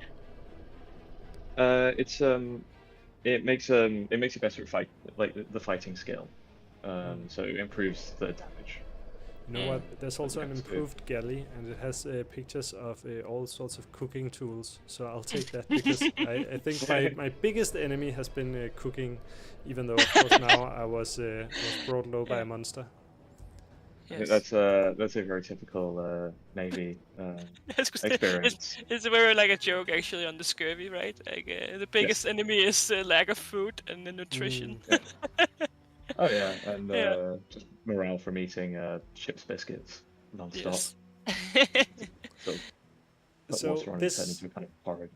This is the second time that I lost my ship, so I get to choose now for a second time. But it's actually the same 3 ships. Do you plan to have those change every time? Their loadout changes. It's kind of like a dealership for cars. So whenever you are to choose a ship, they will have different auxiliary equipment and different weapons. Yeah. So that's what changes right now. Is that it's random what they what equipment they're starting with. Mm-hmm. I don't think that's in yet. Oh, it's not in yet. Oh, sorry. No. I'm a little bit ahead in the process then. Yeah, no, a little sneak peek at what's to come. Yeah, maybe. Yes. But yeah, no, like yes, for saying the loadouts will change, and we're also going to be working on how to have them unlockable. And like a bit more modular. So maybe more customization maybe in the future. Yeah. So to have the hull actually change between the beluga, like changing the hull changes like the beluga to the Swiftwind, for instance, that sort of thing. I didn't even notice this before, but this time I chose the big ship, the beluga, and it actually has a max crew of 7. It also has a lot of hit points, but it didn't have a lot of speed and turn rate, whereas the smaller ship you can choose is really. Well, it's 10% faster, but it's very. Wait, was it 80% speed? Yeah, okay. So I chose a really slow one, and you can also choose a really fast one that turns better. But then you can only have a crew of 4, but that also means less fighting, I guess. I guess a big crew is not necessarily good either. Yeah, and cheaper. Yeah. Cheaper, yeah. You don't have to pay that many. You don't have to pay that many people. Okay. Or spend that much on food, yeah. Let's take the Swiftwind. Oh, I should have named it. Like Sif's. Sif's ship, Sif's Edelano. Yeah. Sif ship. Can I rename it now, or is it too late? No, it's too late. Okay. Yeah, sadly. If she sticks with me another mission, I'll name a ship after her. Swiftwind. Yeah, I mean it is impressive. Swiftwind, yeah. It is impressive, yeah, that she is staying along with you all this time. Yeah. Wait, what are you saying about my captaincy skills? It's impressive that she's staying with me because I'm Just saying, like a couple have sunk so far, but you brought her back with her each time, so. Yeah. Oh, an officer. I totally see the game now. I mean, now I've been playing it for 3 hours. Now I totally get it, right? I wanna keep a good crew now. At first, it feels a little bit overwhelming. There are so many systems, but it's also like you can just pick a few and then you can get going. And now I'm at a point where I've sunk twice. Now I really want to do it well, and so now I want to get a crew together. I want to keep them happy. I want to invest in them, both in beer and in terms of like talking to them and all that. So I totally see the idea of the game. It's really cool. Thank you. Thank you very much. Yeah, glad you're getting into it. It's yeah, it's been a lot of work. Yeah, a lot of work. It is a big game. It's a big game also for such a small studio, in some regards. But it's a lot of fun, and you can say that with the game Wayfarer before, that is Alex' first project that laid the base for Sea of Rifts. Like, he did a lot of the rough work for Sea of Rifts before we joined the team. So he wanted video somewhere. Sorry? I was going to say, is there a video somewhere we can see a comparison between Wayfarer and Sea of Rifts? Exactly, yes. Yeah, a lot of things have changed. Since that time it was Wayfarer. It's quite impressive to see how much where the game is now, compared to when we joined the team in 2023. Yeah, and great to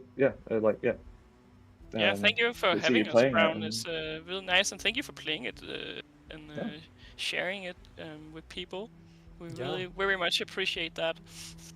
Yeah, thanks very much. Yeah, I'm really hoping that it goes well the next year. I mean, it looks very solid what you have now. Of course, just a little few things as a player to see that maybe the map needs a little bit, but other than that, it looks like it's ready. Of course, you see it differently. You know what you want to add, so it's gonna be exciting to see where it goes. Oh yeah, I've been making a note of all the bugs and spelling mistakes I've noticed from that. Oh no, that should be enough. Yeah, but they'll always sneak in, right? Yeah, of course. Yeah. But no, yeah, great. And yeah, thanks again. Yeah, well, thanks to you. I mean, so great that you want to spend time here. It's not like I have a huge channel with a lot of viewers, but there are a few, and there are a few recurring, and there are a few from the industry, and hopefully they now know about Sea of Rifts, and if they knew about it before, maybe they know something new about it. Yeah, hopefully. Yes. Yeah, every bit of noise counts. Yeah, every bit of noise counts on Twitch and YouTube. Yeah. Yes. So we appreciate it. Thank you. Yeah, all the best, and I wish you fair sailing, like farewell in the game. You already got some experience. You are an experienced sea dog now. Yes. From your past adventures. Yes. Okay, thank you guys for being here, and thank you as well. Thanks. Bye. Take care. Bye.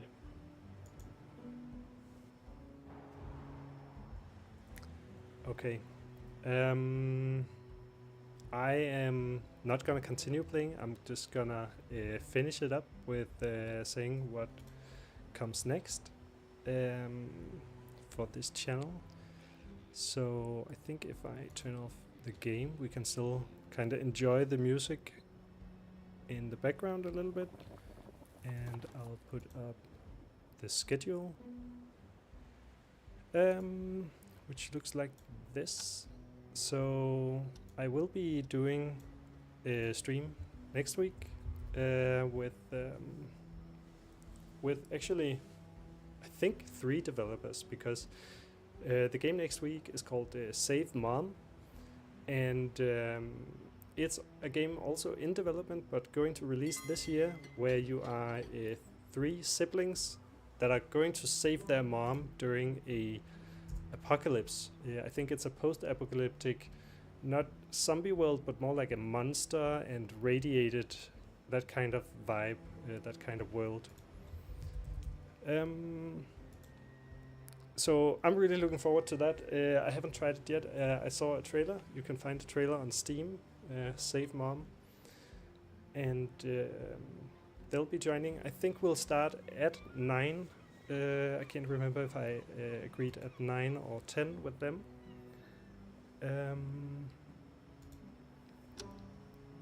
Then the week after that, there is a playtest open for the game called Vault Breakers. You can try visiting their Steam and their Discord to get a key yourself. They do give out keys at each playtest. I am in talks with them about having a developer on that, but I don't know yet who's going to be able to join, or if anyone is going to be able to join, but hopefully they will.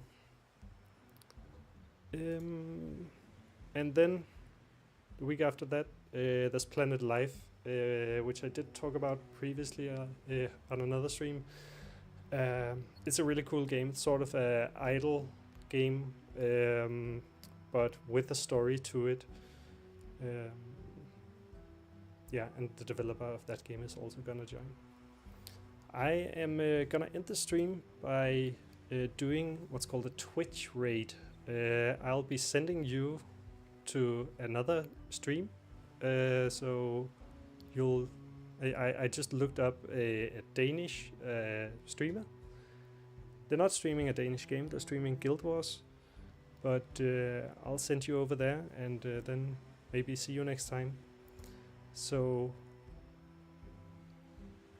that raid should start in. There should be a countdown. Oh yeah, there it is. 3 seconds from now, you'll be tuned into another. So thank you for being here.